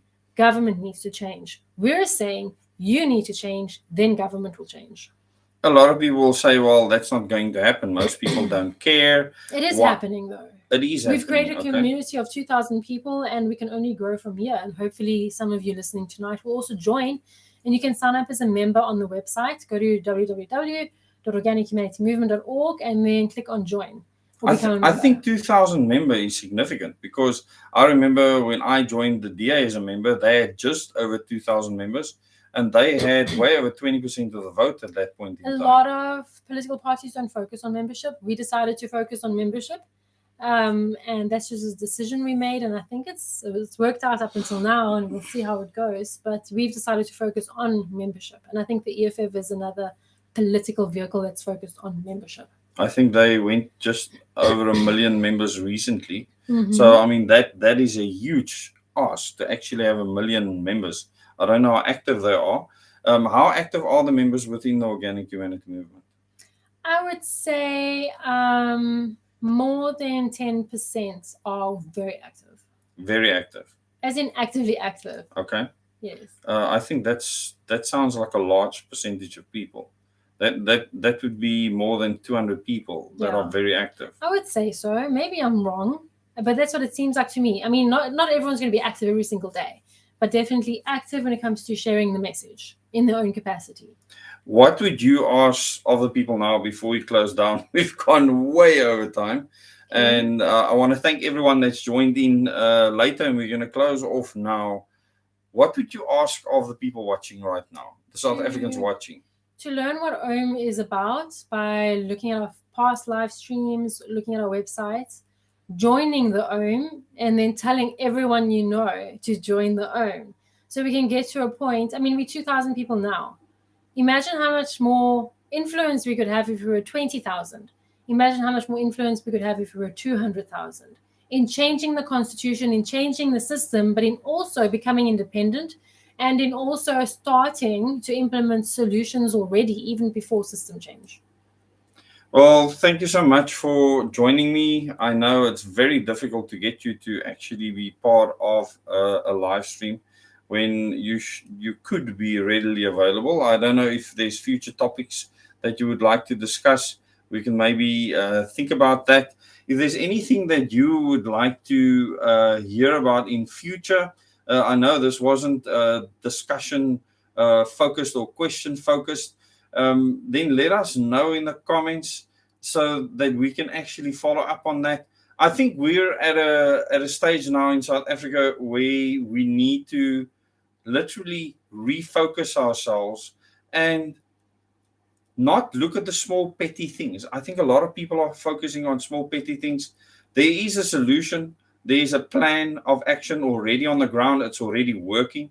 And maybe just quickly tell us what happened in the local government elections in 2019, which was the first elections that OHM participated in. Someone thinks someone's making assumptions. Maybe you want to sort that out. In 2021, we got 6,981 votes nationwide. We contested in 50 municipalities. So because it was local government elections, 2024 was national elections. In 2021, there's local government elections. Most people don't know the difference. And basically what that means is that you have to literally pay per municipality. There are about 263 municipalities in the country. We only contested 50 municipalities because of where we had candidates and also our funds. And in those 50 municipalities, we got 6,891 votes, which I think is awesome. I think that was very awesome. I suspected we'd get about 5,000, so I exceeded expectations there. And really want to say thank you to everyone who's listening that voted and put their belief and trust in this vision and plan. And then what was beautiful to me of the entire experience is how ordinary moms and dads and small business owners and grannies became candidates, and even youth, unemployed youth and young people. How we just had ordinary South Africans standing for public office within the OHM. And I thought that was beautiful. Not political seeking people. I often, or someone else in the OHM, had to approach people and say, hey, would you be willing to be a candidate? It's not like they came forward power hungry. They were approached. So they seek nothing. They didn't seek it. They recognized the value in representing the OHM symbolically during these elections. I think that's quite a mindset change. Yeah. And I think people will battle with that because if they think of politics and voting, most people in the country think evil, bad, unnecessary evil that we just have to go through to try and get rid of the ANC. This is what I see everywhere. And just to make it clear, Chris, I have no respect for any politician out there whatsoever. Yeah, but that doesn't change. So you mentioned Julius Malema. It's a fact that he would have gotten in on his own steam. Yeah, absolutely. It's 100% a fact. He has that support. Doesn't mean we like him. And this is where I get so frustrated because people do not comprehend the English language. Just because I say someone's going to get a seat because they have great support in South Africa, it doesn't mean we like them. Well, to actually build 1,000 members is profound because they have more members than the African National Congress. Yeah, 1 million members. That is quite something. And you know, the methods that the EFF wants to use to do what they want to do, I completely and utterly disagree with. So I don't even speak about them. I mean, it's pointless even speaking about them completely. If there's any other questions. I never knew about OHM. Thank you, Watch Women ZA.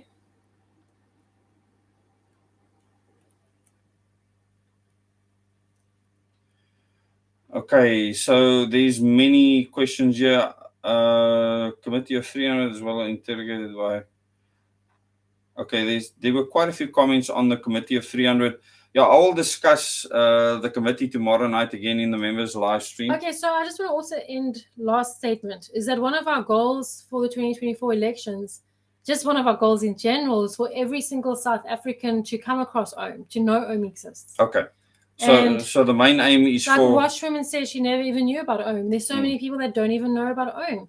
There's so much you can do to help people know about OHM. Sometimes it means doing things that are unpleasant. And I think most people aren't willing to do things that are unpleasant. When it came to Leave Our Kids Alone, we had mothers handing out flyers at schools when the bell rang at 2:00. We could do exactly the same thing for OHM. It was very much action-driven, wasn't it? It worked. Yeah. So if people are willing to do things like that, then we will grow fast and people will hear about us. And Leave Our Kids Alone was actually effective. Government actually changed one of their policies to force something on kids to making it voluntary. I mean, so there was success because of the action of the public. Yeah, there was success because it's no longer compulsory, and it was ordinary moms, dads, grannies taking action across the country. And local radio stations, because the media did get involved. Many people were attacked. Maybe I can end again with one more controversial statement practice in the OHM. If I can, permission? Yeah, sure. Permission granted. Okay, permission granted. One of the successes of Leave Our Kids Alone, and also a culture I'm trying to foster in the organic humanity movement, is one where we do not acknowledge race at all. So on Leave Our Kids Alone, the minute someone mentioned anything about race, banned, blocked, gone, removed. And within the OHM, in a similar vein, I personally don't, and we encourage our members not to ever use the words black, white, or colored. I find it so demeaning to humanity in general because we're so much more than that. And one woman actually harshly criticized me about that just the other day because she says I'm rejecting the evidence of my eyes. But to be honest, I've never seen a white person in my life. I've never seen a black person in my life. And I'm not sure what a colored person would look like technically. We are a whole conglomerate of cultures individually. We all have if we land up in South Africa, if we somehow land up in South Africa, doesn't matter if it's this generation or 10 generations ago. It basically means we have a very colorful, rich, interesting heritage, and we should honor that. We should not just diminish who we are and our identity on a social construct by an old regime designed to destroy South Africa. And I'd really. Well, I believe the current regime was designed to destroy South Africa as well. It's part and parcel of it. Yeah. It's a continuation of it. Yes. So I'd like to just encourage people to stop calling people black and white and colored. And, I made that decision years ago, and it was an easy decision to make. And when you make that decision, no longer is there any room to stereotype people. Now you are forced to confront your biases, and you're forced to see people as individuals, and you are forced to judge the actions of a person as only that person's actions.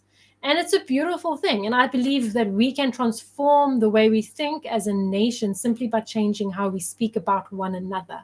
So I would like to end off, because it's an issue that's crept up on the new group that I took over. Obviously, some old mindset people are on there still. Let's get rid of those labels and not call each other black, white, and colored, because we're not that. We're so much more than that. More importantly, we are all South African. And if not South African, we're at least residents in South African. But that's how we should see and identify ourselves as. We are South African. We are brothers and sisters. It doesn't matter where our backgrounds come from. Doesn't matter what our heritage are. If we have citizenship, we are brothers and sisters of this beautiful nation, and we need to work together. So I personally don't want to hear, if you talk to me, don't use that language in front of me. Black, white, and colored. I think that's a very important point to make. And I have learned that by not using color or stereotyping, that you can hold everyone accountable. It's so beautifully freeing, because you can say that someone is stuffing up with something, or they should be fired, or whatever the case may be, because race is not a part of your consideration anymore. You Someone's look at asking actions. the important thing: how do you fill out a form? That's a difficult one. Often, like if the form is online, there's no other, or there's no not specified. You have to choose one. I've gone back and just didn't fill out the form that I needed to fill out in the past. If you're a student, how do you actually overcome something like that if it's an electronic form? I don't know. I don't know how one would do that. But if you can get away with not filling out the form, do that. If it's a paper form, then say I don't know what forms you're talking about. Someone asked a question about forms. I don't know what forms you're talking about. There are many forms. I can't remember which one I had to fill out. Was it with regards to what? I am like a membership to an organization. Oh, membership. Like to gym, or to get credit at Edgar's. Yeah. To get credit. I don't do stuff like that. So that's the thing. So you just change your mind and just click right out of there. But I know that in the past I've had to sign what you are. Okay. Sometimes there's non-specified. Other times. So are you talking about joining the organic humanity movement? Not. No. Someone was asking a question about forms. Okay. So if you're like a student and you're applying to do something, or you want to apply for a loan, or if you want to do anything like that, you often have to specify your race. Okay. And that's a problem in society. Oh, I see what you're saying. Even in our ID I refuse to fill that in. Yeah, but sometimes you can't like go next. Oh, I see what you're saying. Yeah. Okay, now I understand what you're talking about. I think it's despicable, even within the Democratic Alliance, the so-called official opposition, a real paid official opposition, fake opposition, they want your race. There was another party that wanted race, and I asked them, why are you doing this? I think it was COPE. And they actually said, no, but we want stats on the races that join the party. And I'm like, what? We're South African. It's completely irrelevant. I'm really glad that you make that point, because I think that makes a huge difference. a lot of people will say, but that is divisive. And I say, no, it's the opposite. That doesn't divide, it actually unites people. And there's one big thing that I'm a stickler for, and I want your position on this. Goodness, I've wanted to close so many times already. The greater good ideology versus individual liberty. This is such an important thing to me, because this greater good ideology I see everywhere in the world, that for the greater good, we should do this. When someone says that, I always think, okay, you are now removing a right of someone for the greater good. This is always attached to a freedom being removed. So I don't believe in greater good ideology. You must be careful. It's not really a freedom to being removed. So greater good ideology. Let me be careful what I say, because I don't want the video taken down. So I won't use the medical industry as an example. No, I will not. Please do not. Yes. The school curriculum that's so flawed is they will use that as an excuse. What they're doing is freedom from ignorance. Instead of freedom to choose your education, their curriculum ensures freedom from ignorance, for instance. Okay. Maybe that's not the best example.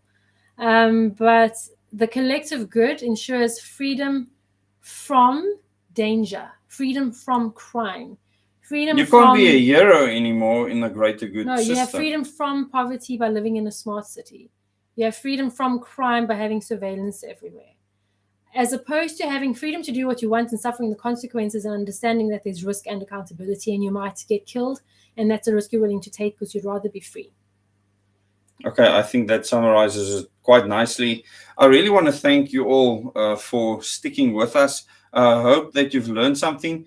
If you're new to the Organic Humanity Movement, you can go and visit the website www.organichumanitymovement.org, and you can email for more info@organichumanitymovement.org. And then you mentioned the YouTube channel for the Organic Humanity Movement.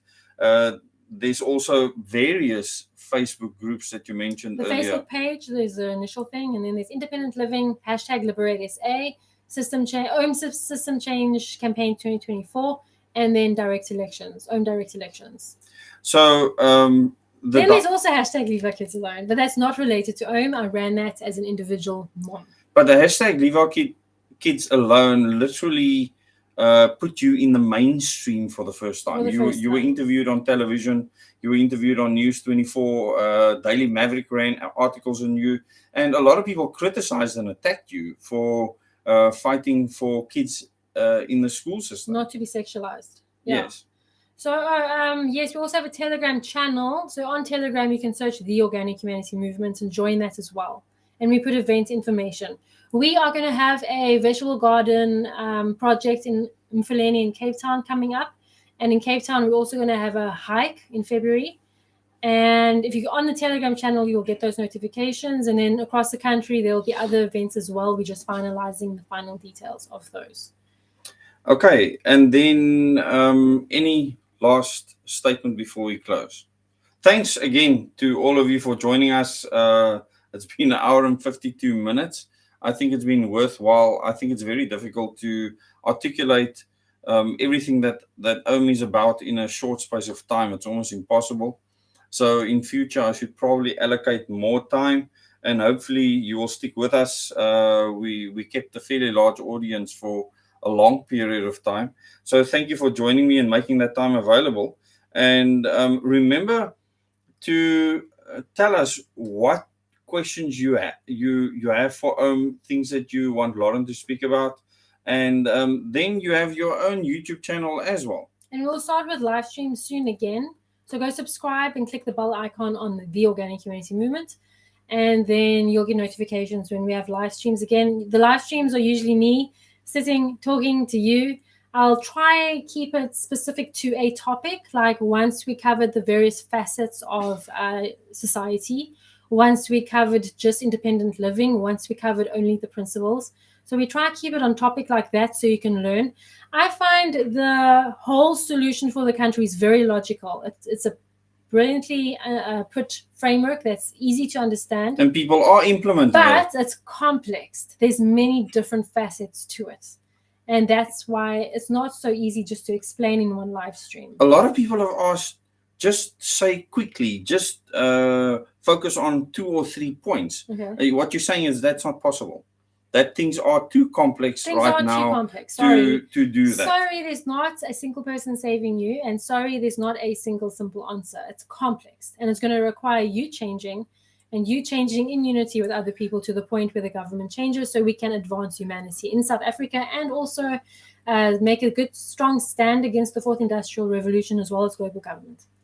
That's as quick as it can Okay, be. a last statement on all these saviors that come to the fore that say they're going to save the country, they're going to save ESCOM, they're going to literally put the entire government in jail. What do you say to the people about those? They remind me of people that come with pyramid schemes. And they say, if you invest 100 Rand now, you'll make 3,000 Rand in 1 month. If it sounds too good to be true, it probably is.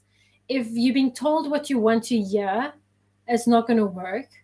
And if they take the responsibility away from you to take action, it's also just based on lies.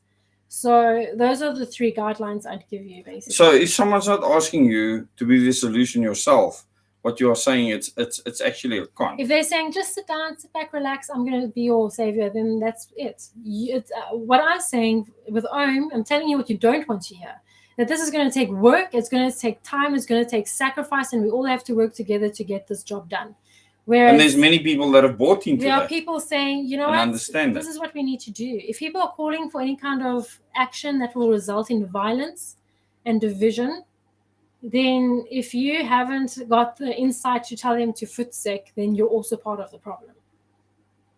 I'm very concerned about many South Africans right now calling for treasonous acts. Absolutely. And people need to go and look at the law and the new Terrorism Act, and maybe they will rethink that, because I think many people are staring many years in jail, like some of the people that have used words that are literally banned in our country at the moment. So people, go and look at the Organic Humanity Movement, look at the plan, study the plan, speak to other OHM members, go and watch the YouTube channel so that you can understand what this is about. As Lauren has said, it's not something that you can explain in a short period of time. You've toured around the country before where you've explained this to people. How long would it typically take to do a presentation like that? It started off with 3 hours, and I managed to condense it to 2 hours. So that's just you speaking. And that's just mainly the political side, a little bit of the citizen side of things. But yes, 2 hours. Okay, so you're speaking about the citizen side. What does that mean? So I see OHM as a parallel mission. Here we go again. There's a political side. You have 3 minutes. No, but someone also asked an important question. Okay. The political side is basically the changing of the electoral system, the kind of government that we want to have, the changes we'll make in government. The electoral system changes, and then the citizen side is the independent side, becoming a strong citizens force, basically, so that the UN is nervous to mess with us, kind of thing. So there's 2 aspects, just becoming strong. That takes about 2 hours. About 2 hours, okay. Sorry, I'm leaning in over your space here. Someone asked, Tanya joined late. How are we funded? Privately funded. We're funded by members and supporters, literally. Not a single organization or company or government funds us. And Tanya, we also mentioned earlier that we did an audit because we are registered with the IEC. We are required to do an audit every year. The IEC checks that audit. If companies had to fund us, it would be on the website, on the IEC website. So you'd be able to see that.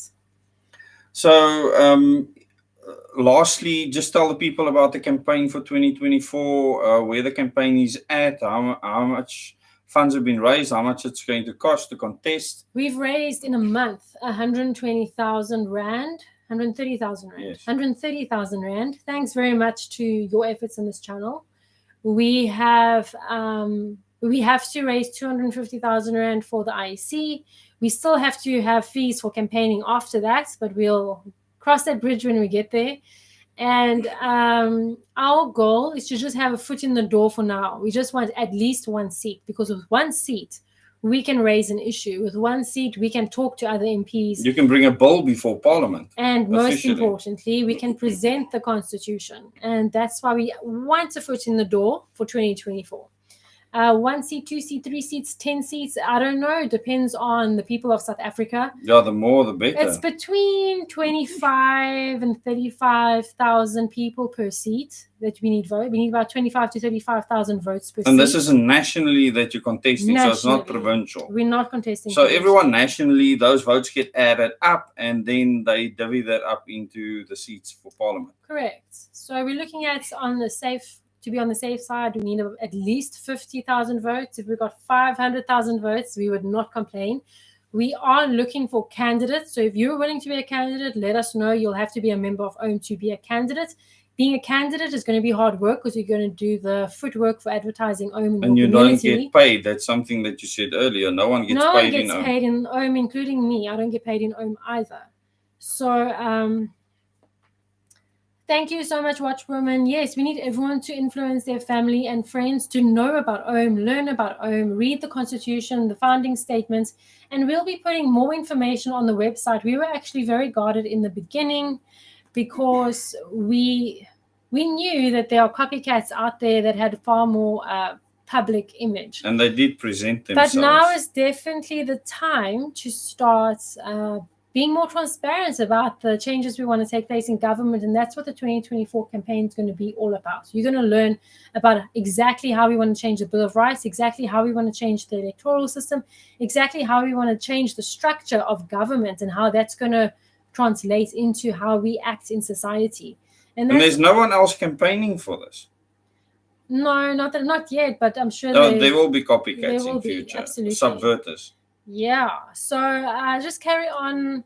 I know those in the comments, there are many that have spread the word of OHM. Just carry on doing that. We need every South African, 58 million, children included, to know about the organic humanity movement. We sell these T-shirts as a way of fundraising as well, but it's also great advertising. So that's something to look into. You can go to our website for that. You can go to our Facebook page. You can go to YouTube and find. TS has said, he mentions the ACDP could be an ally when you get in there, sort of figured Cyril's handlers. So if you get into Parliament, you have 1 seat in Parliament, would you actually try and get allies for the plan? Once in Parliament, I'll do what Abraham Lincoln did when he wanted to abolish slavery. He went to his enemies and he spoke to individuals, and he sat down and he had difficult conversations with individuals, and he spoke to those individuals and he pleaded with them, and he convinced a lot of them to vote against slavery. Likewise, I'm not going to approach a political party. I'm going to approach someone who has a bum on a seat, and I'm going to talk reason into them. So I don't care if it's the ANC MP or if it's a ACDP MP or if it's an Aljama MP. I don't care which political party it is. I'll be speaking to individuals and saying, hey, we're not asking you to change your allegiance. We're not asking you to floor cross. We're asking you to vote in favor of this new constitution. And I think speaking about how the nuts and bolts of that work from a legislative point of view would be another live stream altogether. Yes, I can imagine. And that's the exciting stuff, actually. So, yes, because a lot of those people, as you said earlier, none of them would have gotten in on their own steam if they weren't a direct. But they have a chance to redeem themselves. Yes. If they vote for this, now they can say to the people, I put your interests before my own. I think that'll be quite something, because I think people would be able to support that. And if that person ran, they might get the support that they need. So just explain quickly, the 400 people in Parliament, what would that look like? In the new system? Yeah, the MPs. Oh, it's pretty simple. Every MP would have a constituency of 150,000 people, which is about the size of an average sub-council, which is about the size of about 5 or 6 or 7 wards. So you would actually live in the area that you represent. It's 100%. Not like now where all of the MPs can come from one town. And we've done a live stream on this, and we should do another live stream on this because it's deep and complex. But the MP would come from their constituency, and they would represent their people. So you can park out at their house if you're not happy. Technically, yes. Say, listen, But there's so much more to it. Now that you've brought up this, we'd have to talk about government structure and all of that. And okay, maybe we should reschedule and have another live stream on this. We should maybe next week, Wednesday. Perhaps. Maybe we can do it every Wednesday. No, I need to do own live streams too. Okay, sorry. But we can do it next week, Wednesday. Then I'll start own live streams after that. Okay. Okay. So thanks for being with us. Any last words? Last words get us to another half an hour, but I'm done now. I'm sure everyone else is too. I think everything that's needed to be said has been said. All I can say again is, are you willing to put the work in and do the unpleasant things necessary to spread the message of OHM? Remember, it's growth, it's organization, it's mobilization, then it's governing. That's what we need. So when anyone complains to you about crime, poverty, load shedding, corruption, no one can do anything until we've reached the point of mobilization within OHM, subject to the values and principles of OHM. So that's all we should be focusing on. Is there corruption a problem? Is there load shedding problem? Is there crime problem? Is there gender-based violence problem? Whatever you perceive as a problem, grow OHM. That's the solution. And it's fascinating that this huge report that cost us billions to put together, the Zondo Commission report, that it actually came up for direct elections exactly the way that OHM wants it to happen. Not exactly the same. No, with regards to the constituency and the president. Yes. I didn't think it was different at all. In certain media channels, that got very attacked. Yes, a lot. Very, very especially attacked. People attacked. Someone literally said the South African people will not benefit by voting for their presidents. A so-called academic education person. Yeah, but they are saying that the people are dumb. That is, people get upset with me often when I say that this person considers you to be dumb, but it's actually a fact. Yeah. The people that sat and worked out our constitution said, but most of the people in South Africa are dumb. We can't let them make decisions. They must just vote for a party. Let's prove them otherwise. Yeah, we need to prove them otherwise. We need to literally show them that we're going to be speaking for 6 hours. South Africa will still be there when many other countries are in serious trouble. I believe that we'll become a superpower for many, many reasons that I've discussed on this channel, Double Days. Thanks for joining us. Thanks for sticking with us for more than 2 hours. We were going to be done after an hour. And I said goodbye then to the people that left. Most people stayed. In fact, we increased our viewers to 190. So thank you very much. Have an awesome evening, and you can look forward to next week where we will be talking about who knows what. And I'm still going to ask the questions. I know I threw things at you tonight, and I hope I'm not going to pay for it later. The not so much perks of living with the leader of OHM. And the one thing I can tell you is Lauren keeps OHM completely separate from what I do, so I don't know what's in her mind, what she's up to, etc. And so I also have to tread carefully, especially I think. So I think it's a curse, especially me. You. Thank you very much. Have an awesome evening. Keep well, everyone. Bye. Good night.